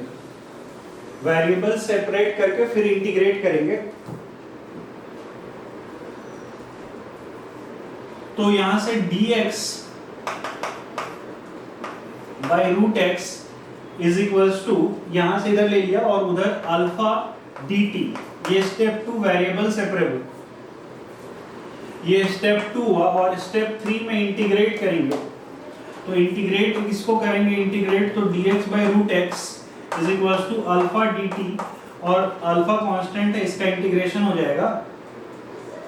तो 0 से x तक और 0 से 2 सेकंड तक, तो इसका इंटीग्रेशन 2 रूट x और पुट करेंगे वैल्यू 0 से x, और इसका इंटीग्रेशन आ जाएगा t, और इसमें पुट करेंगे वैल्यूज 0 से 2। तो यहाँ जब हम लोग ने वैल्यू प्लग किया तो 2 root x is equals to 2 alpha, 2 cancel हो जाएगा, अल्फा x जो हो जाएगा, x क्या आ गया, x अल्फा स्क्वायर हो गया। तो ये जो हमारा x1 है, ये हमने पहले जो 2 सेकंड पे निकाला वो अल्फा स्क्वायर आ जाएगा। x1 जो आ गया वो अल्फा स्क्वायर आ गया।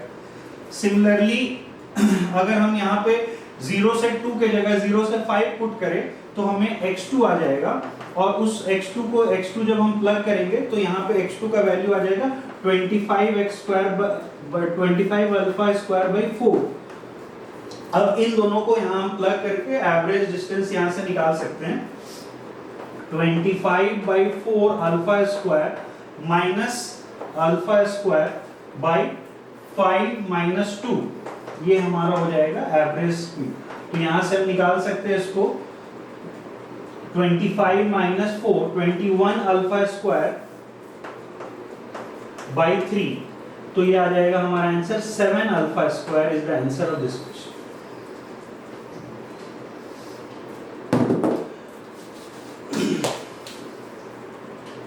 तो आज हम लोग यहीं पे स्टॉप करते हैं।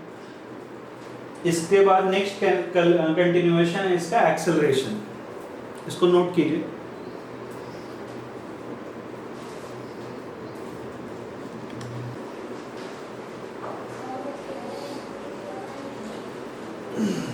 नेक्स्ट टॉपिक है acceleration.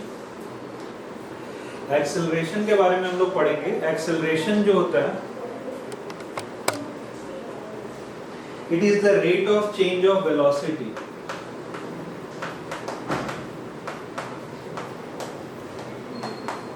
Rate of change of velocity. Acceleration जो होता है rate of change of velocity होता है। अगर एक पार्टिकल है at t = 0 पे उसकी वेलोसिटी, इनिशियल वेलोसिटी जो है u है, एंड एट t पे उसकी फाइनल वेलोसिटी v है। तो एक्सेलरेशन जो होता है rate of change of velocity होता है। It is denoted by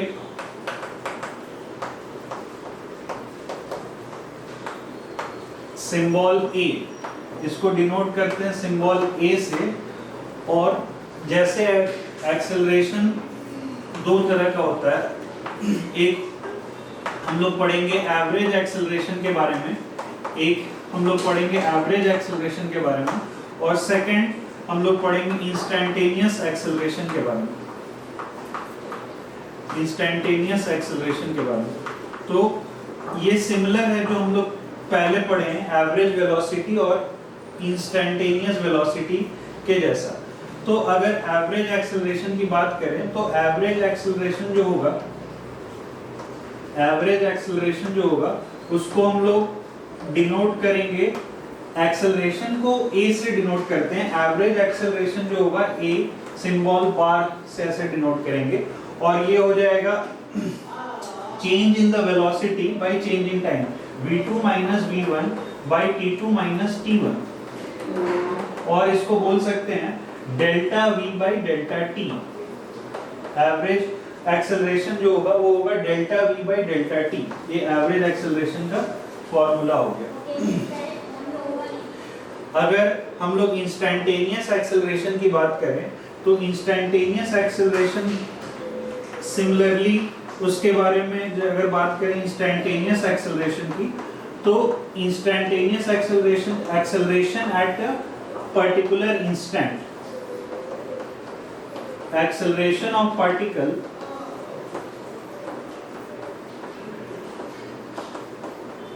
at particular instant,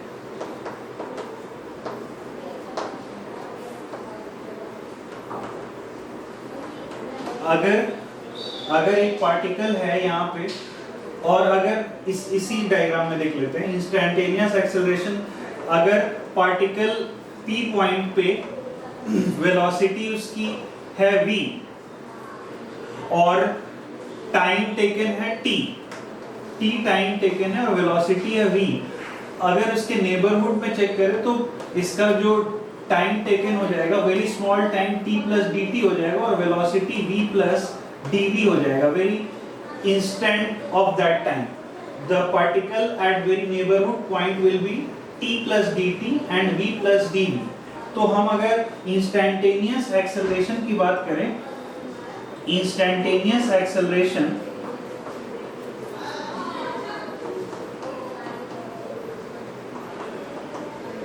eight p, तो ये डिनोट करेंगे dv बाई dt से। चेंज इन वेलोसिटी यहाँ पे कितना चेंज हुआ है, dv चेंज हुआ है, और टाइम चेंज कितना हुआ है, dt चेंज हुआ है। तो instantaneous acceleration of the particle हो जाएगा dv बाई dt। ये सेम है जो हमने पहले एवरेज वेलोसिटी और एवरेज एक्सेलरेशन में पढ़ रखा है। अब अगर सेम उसी मॉडल पे एक क्वेश्चन ले, तो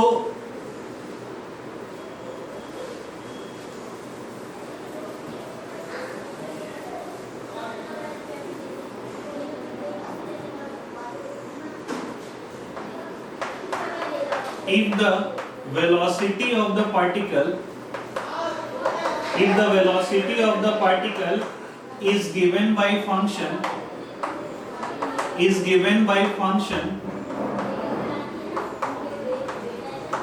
v is equals to 5t square plus 3t plus 2, find instantaneous acceleration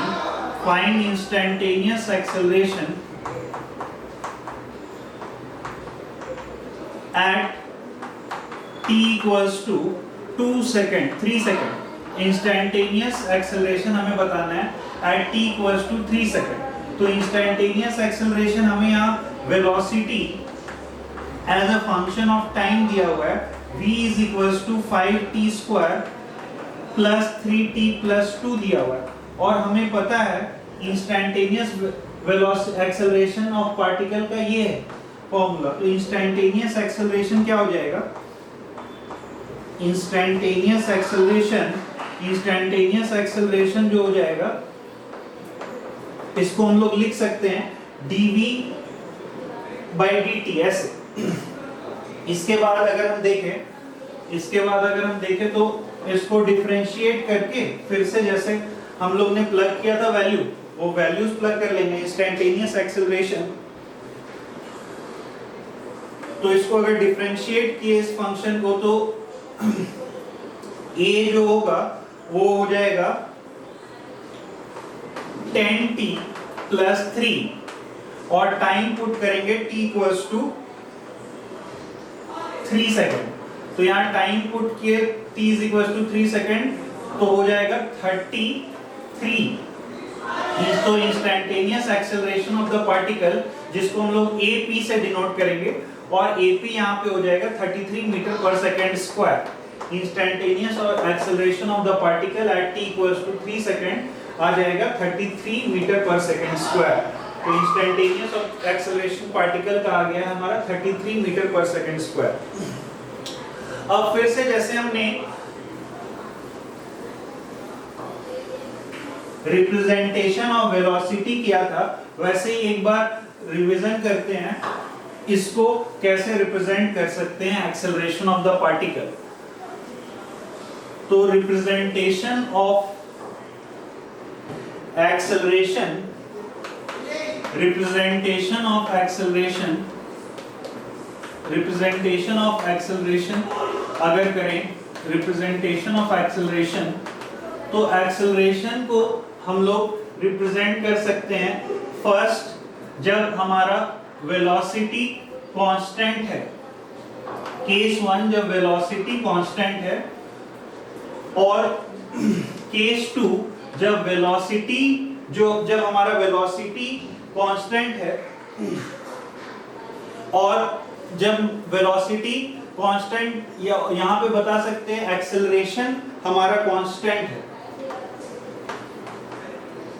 acceleration constant है, और या फिर बोल सकते हैं change in the velocity, change in the velocity is zero. Acceleration constant मतलब change in velocity zero. Second, acceleration जो है फंक्शन ऑफ टाइम है, एक्सेलरेशन जो है फंक्शन ऑफ पोजीशन है, और एक्सेलरेशन जो है फंक्शन ऑफ वेलोसिटी है। ये तीनों केस जो आता है ये वेरिएबल एक्सेलरेशन का केस है। ये तीनों केस जो है ये वेरिएबल एक्सेलरेशन का केस है। तो एक्सेलरेशन कांस्टेंट एक केस हो गया और एक्सेलरेशन वेरिएबल सेकंड केस हो गया। जब एक्सेलरेशन कांस्टेंट है तो एक केस हो गया, वेरिएबल एक्सेलरेशन में वो हो सकता है फंक्शन ऑफ टाइम हो, फंक्शन ऑफ डिस्प्लेसमेंट हो, फंक्शन ऑफ वेलोसिटी, जैसे हमने उस केस में किया था वेरिएबल वेलोसिटी के केस में, वैसे ही यहाँ पे भी सेम करेंगे। स्टेप वन क्या होगा? Step 1 right A is equals to dv by dt। Step 2 क्या होगा? जैसे हमने वेलोसिटी में किया था, सेपरेट वेरिएबल। तो यहाँ अगर वेरिएबल को सेपरेट करें तो ये हम लोग लिख सकते हैं a dt is equals to dv। Step 3 जो होगा, स्टेप 3 क्या है? इंटीग्रेट। स्टेप 3 जो होगा वो इंटीग्रेट हो जाएगा।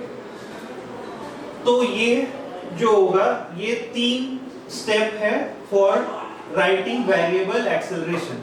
अब जब वेरिएबल एक्सेलरेशन होगा तो हम लोग लिख सकते हैं a is equals to dv by dt, a is equals to dv by dt, और इसको ऐसे भी लिख सकते हैं d by dt और यहाँ पे dx by dt। तो ये हो गया d square x by dt square.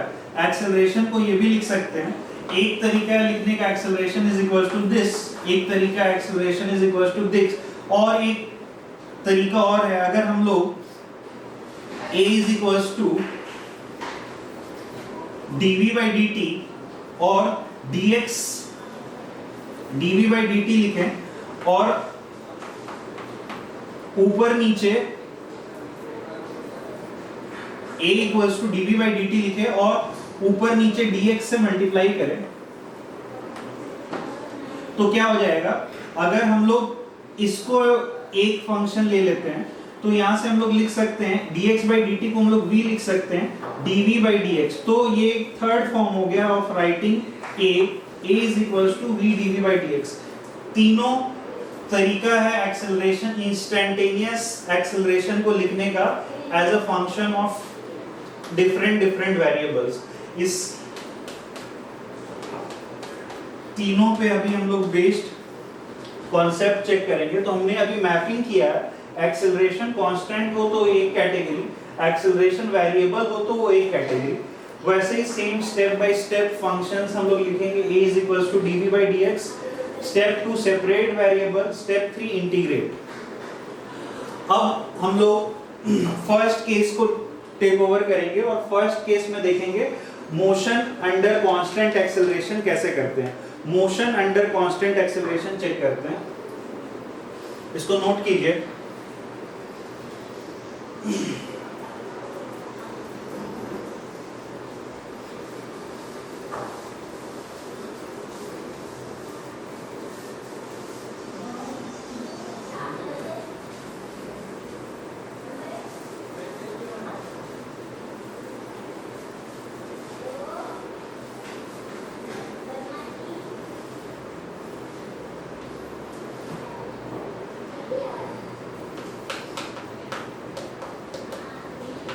Motion under constant acceleration, first case हमने टेक ओवर किया, motion under constant acceleration.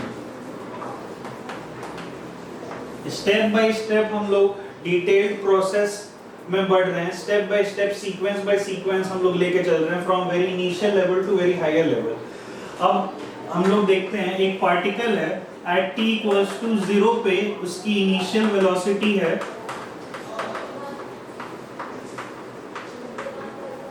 u and t equals to t पे उसकी फाइनल वेलोसिटी है v, और ये पार्टिकल हम मान के चल रहे हैं कांस्टेंट एक्सेलरेशन a से मूव कर रहा है। ये पार्टिकल कांस्टेंट एक्सेलरेशन a से मूव कर रहा है, तो हम लोग देखते हैं, तो हम लोग लिख सकते हैं a is equals to dv by dt। अगर किसी पॉइंट p पे हम लोग बात करें तो a equals to instantaneous acceleration a is equals to dv by dt हम लोग लिख सकते हैं।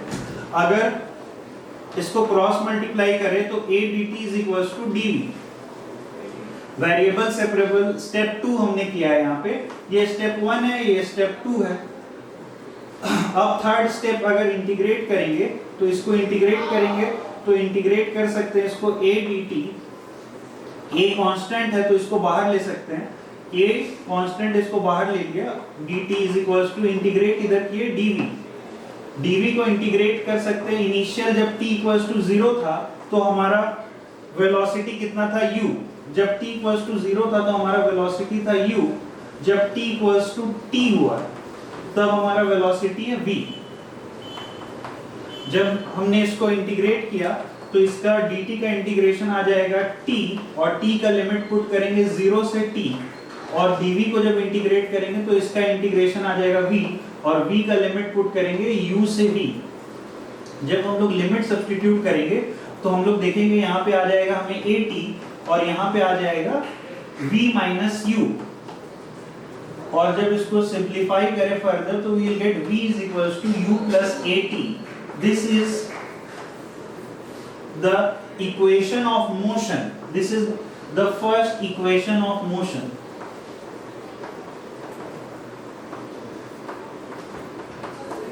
v equals to u plus at, v equals to u plus at, equation of motion। हमने टेक ओवर किया कांस्टेंट एक्सेलरेशन फर्स्ट केस।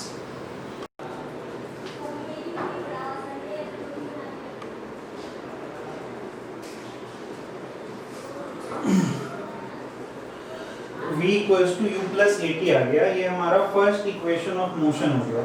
अब अगर हम लोग v के जगह लिखे v के जगह इस इक्वेशन ऑफ मोशन को यूज करें, ये हमारा फर्स्ट इक्वेशन ऑफ मोशन है।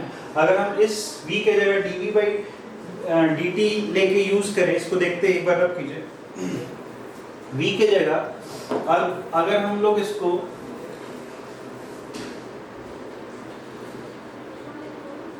dx by dt लिखते हैं और इधर u plus at, इसी इक्वेशन ऑफ मोशन को यूज कर रहे हैं। v को हम लोग लिख सकते हैं dx by dt, फिर से variable separable, dx is equals to u plus at dt। Step 1 step 2, step 1 हुआ ये स्टेप 2 हुआ। Step 3 integrating both side. अगर हम लोग इसको इंटीग्रेट करें तो आ जाएगा हमें dx is equals to u plus at dt और इसका इंटीग्रेशन। अब dx को हम लोग इंटीग्रेट करेंगे 0 से और ये जाएगा x तक और यहाँ dt होगा 0 से और ये जाएगा t तक। तो dx का इंटीग्रेशन इधर आएगा हमें x और इधर जब इंटीग्रेट करेंगे तो ut plus at square by 2। ये हमारा इक्वेशन ऑफ मोशन 1 है, फर्स्ट इक्वेशन ऑफ मोशन, और ये हमारा हो गया सेकंड इक्वेशन ऑफ मोशन।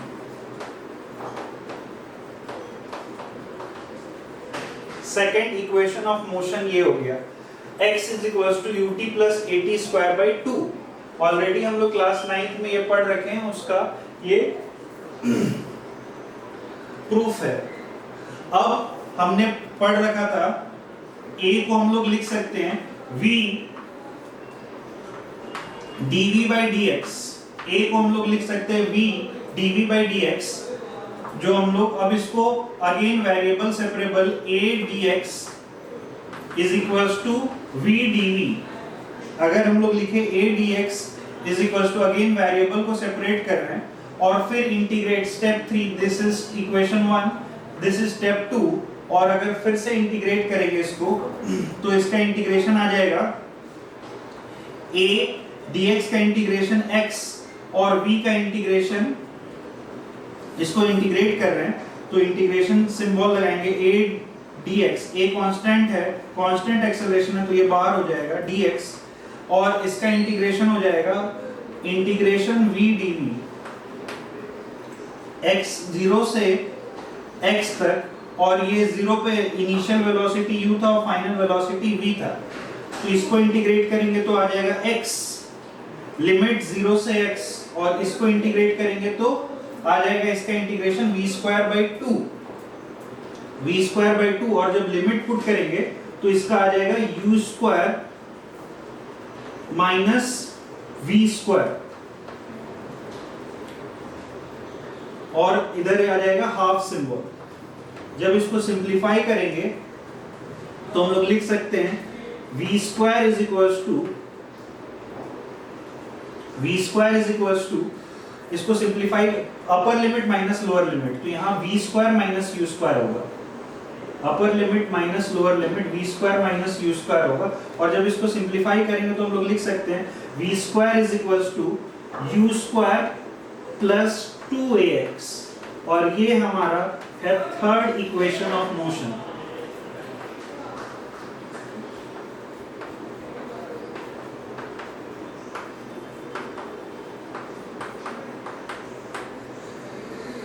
और इन तीनों को हम लिखेंगे एज फॉर्मूला 1। हमारा क्या था? फॉर्मूला 1 था v is equals to 80, formula 1 था हमारा v equals to speed is equals to distance by time. Formula 2 था वेरिएबल वेलोसिटी के लिए, और फॉर्मूला 3 है कांस्टेंट एक्सेलरेशन। इन सब को मेंशन करते हैं एज फॉर्मूला 3। फॉर्मूला 3 क्या क्या आ गया हमारा? x पहले आया v equals to 80, x is equals to ut plus at square by 2, and third v square is equals to u square plus 2ax। अब हम लोग इस पे बेस्ड क्वेश्चन करेंगे। उससे पहले एक शॉर्टकट फॉर फॉर्मूला 3, उससे पहले एक शॉर्टकट देखते हैं फॉर फॉर्मूला 3।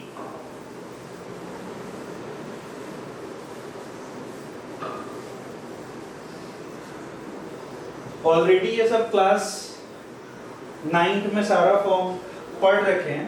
अब कैसे इसको हम लोग आगे हायर वर्जन में यूज करना है वो हम लोग देखते हैं। We can solve questions orally। We can solve questions orally, चूंकि हम लोग क्लास 9 में भी ये पढ़ रखे थे। ये सब क्वेश्चन को हम लोग orally सॉल्व कर सकते हैं using following shortcut। using following shortcut।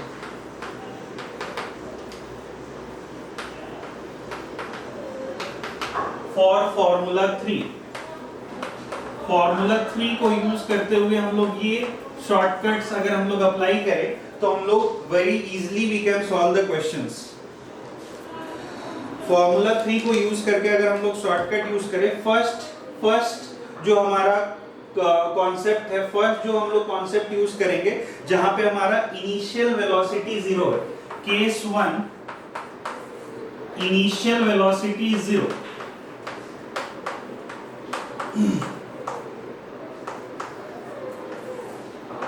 अब यहाँ पे मैं स्लाइड में लिख लेता हूँ फॉर्मूला 3 क्या क्या था हमारा फॉर्मूला था v is equal to u plus a t. Formula 3 हम लोग लिख रहे हैं v equal to u plus a t, x is equal to u t plus half a t square, और v square is equal to u square plus 2a। v square is equal to 2 square plus v square is equal to u square plus 2x। अगर initial velocity 0 है, इस case में initial velocity 0 है, means u 0 है, तो क्या हो जाएगा फॉर्मूला, हमारा फॉर्मूला हो जाएगा v equals to at। v equals to at हो गया। और अगर हम लोग वेलोसिटी इस फॉर्मूले में रखेंगे, अगर u 0 है तो हमारा वेलोसिटी v क्या लिख सकते हैं, v is equals to under root 2ax। ये फॉर वेलोसिटी है, for finding velocity. Same formula अगर u इक्वल्स टू 0 पुट करें तो हम लोग टाइम को क्या लिख सकते हैं, टाइम को हम लोग लिख सकते हैं, या फिर x पोजीशन को देखते हैं पहले क्या लिख सकते हैं। यहाँ पे u 0 पुट किए तो फॉर्मूला 2x इक्वल्स टू क्या हो जाएगा, x equals to u 0 put किए, इसमें u 0 पुट किए तो ये 0 हो जाएगा, x equals to half at square, यहाँ स्क्वायर है तो x equals to half at square आ गया। और इस फॉर्मूले में अगर पुट करें अगेन तो x क्या आएगा, x हम लोग लिख सकते हैं x is equals to v square by 2a। ये x आ जाएगा v स्क्वायर बाई 2a। ये आ गया फॉर। तो हमें क्वेश्चन में अगर वेलोसिटी निकालना है तो हम डायरेक्टली, अगर हमें दिया हुआ है इनिशियल वेलोसिटी 0 है तो डायरेक्टली हम ये फॉर्मूला यूज करेंगे, हमें इजीली ये आ जाएगा। अभी बच्चों को समझ नहीं आ रहा होगा, अभी जब मैं क्वेश्चन यूज करूंगा तो उसमें क्लैरिटी समझ में आएगा कि कैसे ये हमारा स्टेप्स जो है वो 2-4 मिनट, ये फॉर्मूला अगर हमें ध्यान रहता तो 2-4 मिनट हमारा एग्जाम में सेव हो सकता है। और 2-4 मिनट सेव करना मतलब हम एग्जाम में 2-4 क्वेश्चन अहेड रहेंगे अदर स्टूडेंट्स। फॉर डिस्प्लेसमेंट और थर्ड, अगर हम टाइम की बात करें फॉर टाइम, तो टाइम के लिए यही फॉर्मूला क्या हो जाएगा, टाइम t इक्वल्स टू हो जाएगा v बाई a। और टाइम यहां से भी निकाल सकते हैं, तो यहां से अगर टाइम निकालेंगे तो टाइम हो जाएगा t is equals to 2x। इस फॉर्मूले से टाइम निकालेंगे तो क्या हो जाएगा, t इक्वल्स टू यहां से 2x by a under root,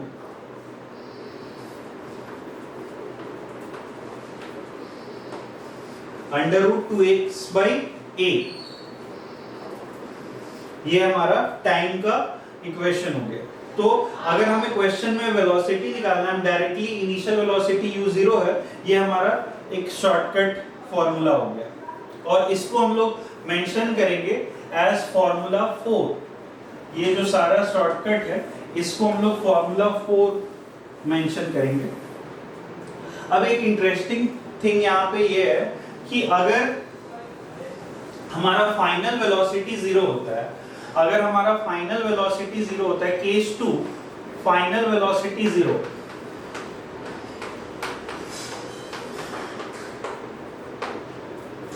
means v 0 है, तो भी सिर्फ यहाँ क्वेश्चन में जो चेंज है वो u के जगह v चेंज हो जाएगा। सेम फॉर्मूले में अगर हम प्लग करें तो हमारा v के जगह u चेंज हो जाएगा। तो हम लोग फाइनल फॉर्मूला, अगर फाइनल वेलोसिटी 0 है तो हम लोग लिख सकते हैं v equals to u equals to at। क्योंकि हमारा v 0 हो गया, u equals to under root 2ax, और डिस्प्लेसमेंट के लिए लिखेंगे x equals to half at square, ये फॉर वेलोसिटी हुआ, प्लग करके देखिए वही आएगा। फॉर डिस्प्लेसमेंट अगर लिखेंगे तो x equals to half at square, और x इक्वल्स टू यहां हो जाएगा u स्क्वायर बाई 2a। तो सिर्फ v के जगह u लिख देना है इस फॉर्मूले में, और फॉर्मूला हमारा सेम है। For time t equals to u by a, और t equals to under root 2x by a। अब ये जो शॉर्टकट है फॉर्मूला, इन दोनों को अब हमें सेपरेट याद रखने की जरूरत नहीं है, एक ही फॉर्मूला है। v के जगह अगर u 0 है तो हम यहाँ पे v के जगह u पुट कर देंगे, सेम मॉडल आ जाएगा। इसको नोट कीजिए, और फिर इससे बेस्ड क्वेश्चन देखते हैं कैसे हमारा ये शॉर्टकट हमारा स्टेप बचाएगा, वो हम अभी चेक करेंगे।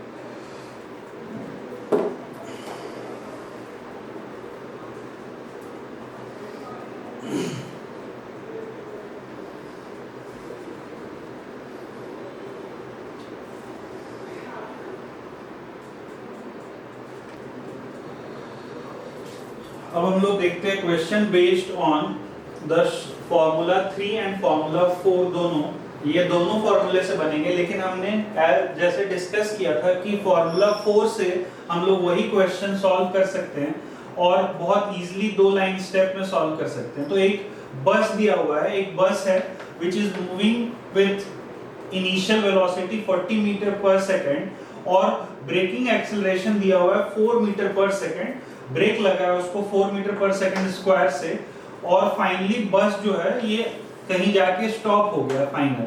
तो हमें फाइंड करना है stopping distance of this bus and this time taken to stop this bus. हमें टाइम निकालना है कि जिसमें ये बस स्टॉप हो जाए। तो हमें स्टॉपिंग डिस्टेंस s निकालना है, हम डिस्टेंस का फॉर्मूला यूज करेंगे। हमें इनिशियल डिस्टेंस निकालना, तो हमें हमारे पास 2 फॉर्मूला है, s is equals to half at square और s is equals to v square by 2a। अब हमें चूंकि फाइनल वेलोसिटी 0 है, फाइनल वेलोसिटी 0, तो हमें पता है कि यहाँ पे u v के जगह u हो जाएगा। तो s को हम लोग लिख सकते हैं v के जगह u करके स्टॉपिंग डिस्टेंस डायरेक्टली लिख सकते हैं u square by 2a।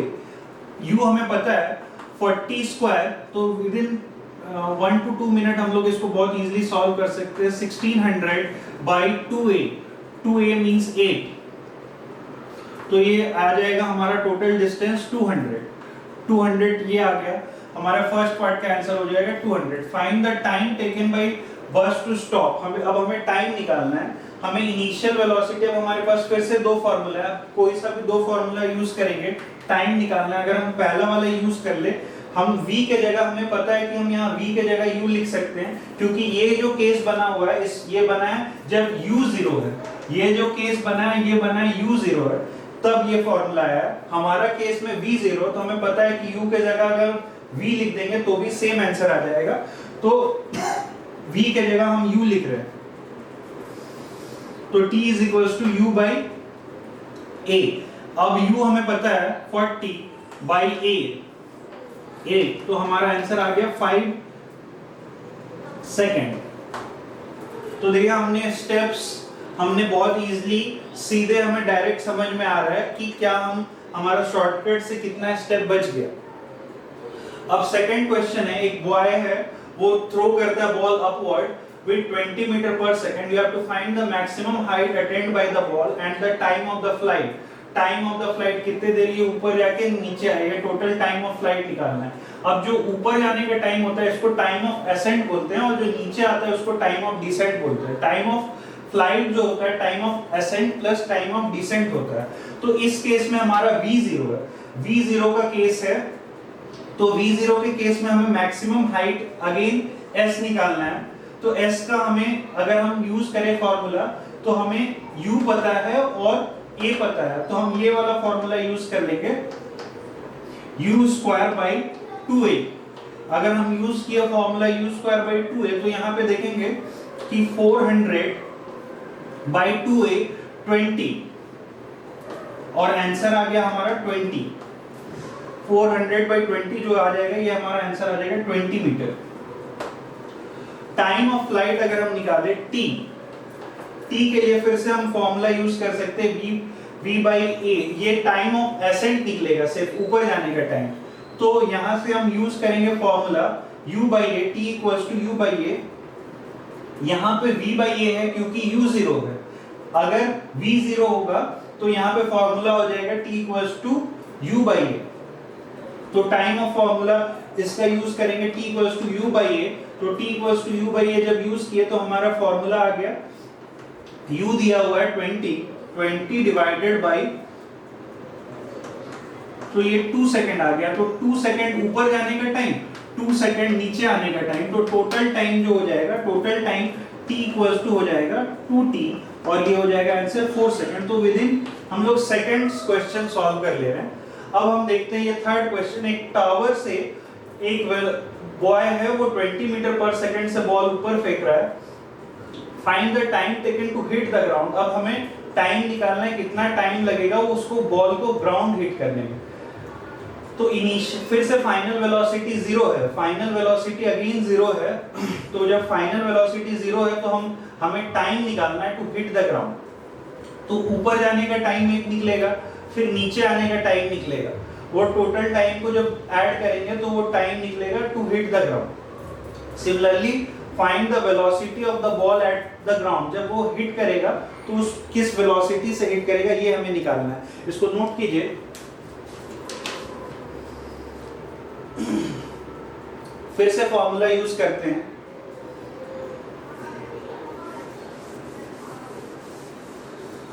Formula use करेंगे, इस समय हमें फिर निकालना है डिस्टेंस। तो हम डिस्टेंस कवर्ड निकालते हैं, ऊपर जाने में कितना डिस्टेंस लगा। ऊपर जाने में पहले हम निकालते हैं कितना डिस्टेंस कवर हुआ है। तो s का फॉर्मूला यूज करेंगे, अगेन v 0 है तो u square by 2a। u square by 2a जो सेम फॉर्मूला हमने इधर यूज किया था। ऊपर जाने में कितना वेलोसिटी लग रहा है, कितना हाइट ऊपर गया है ये।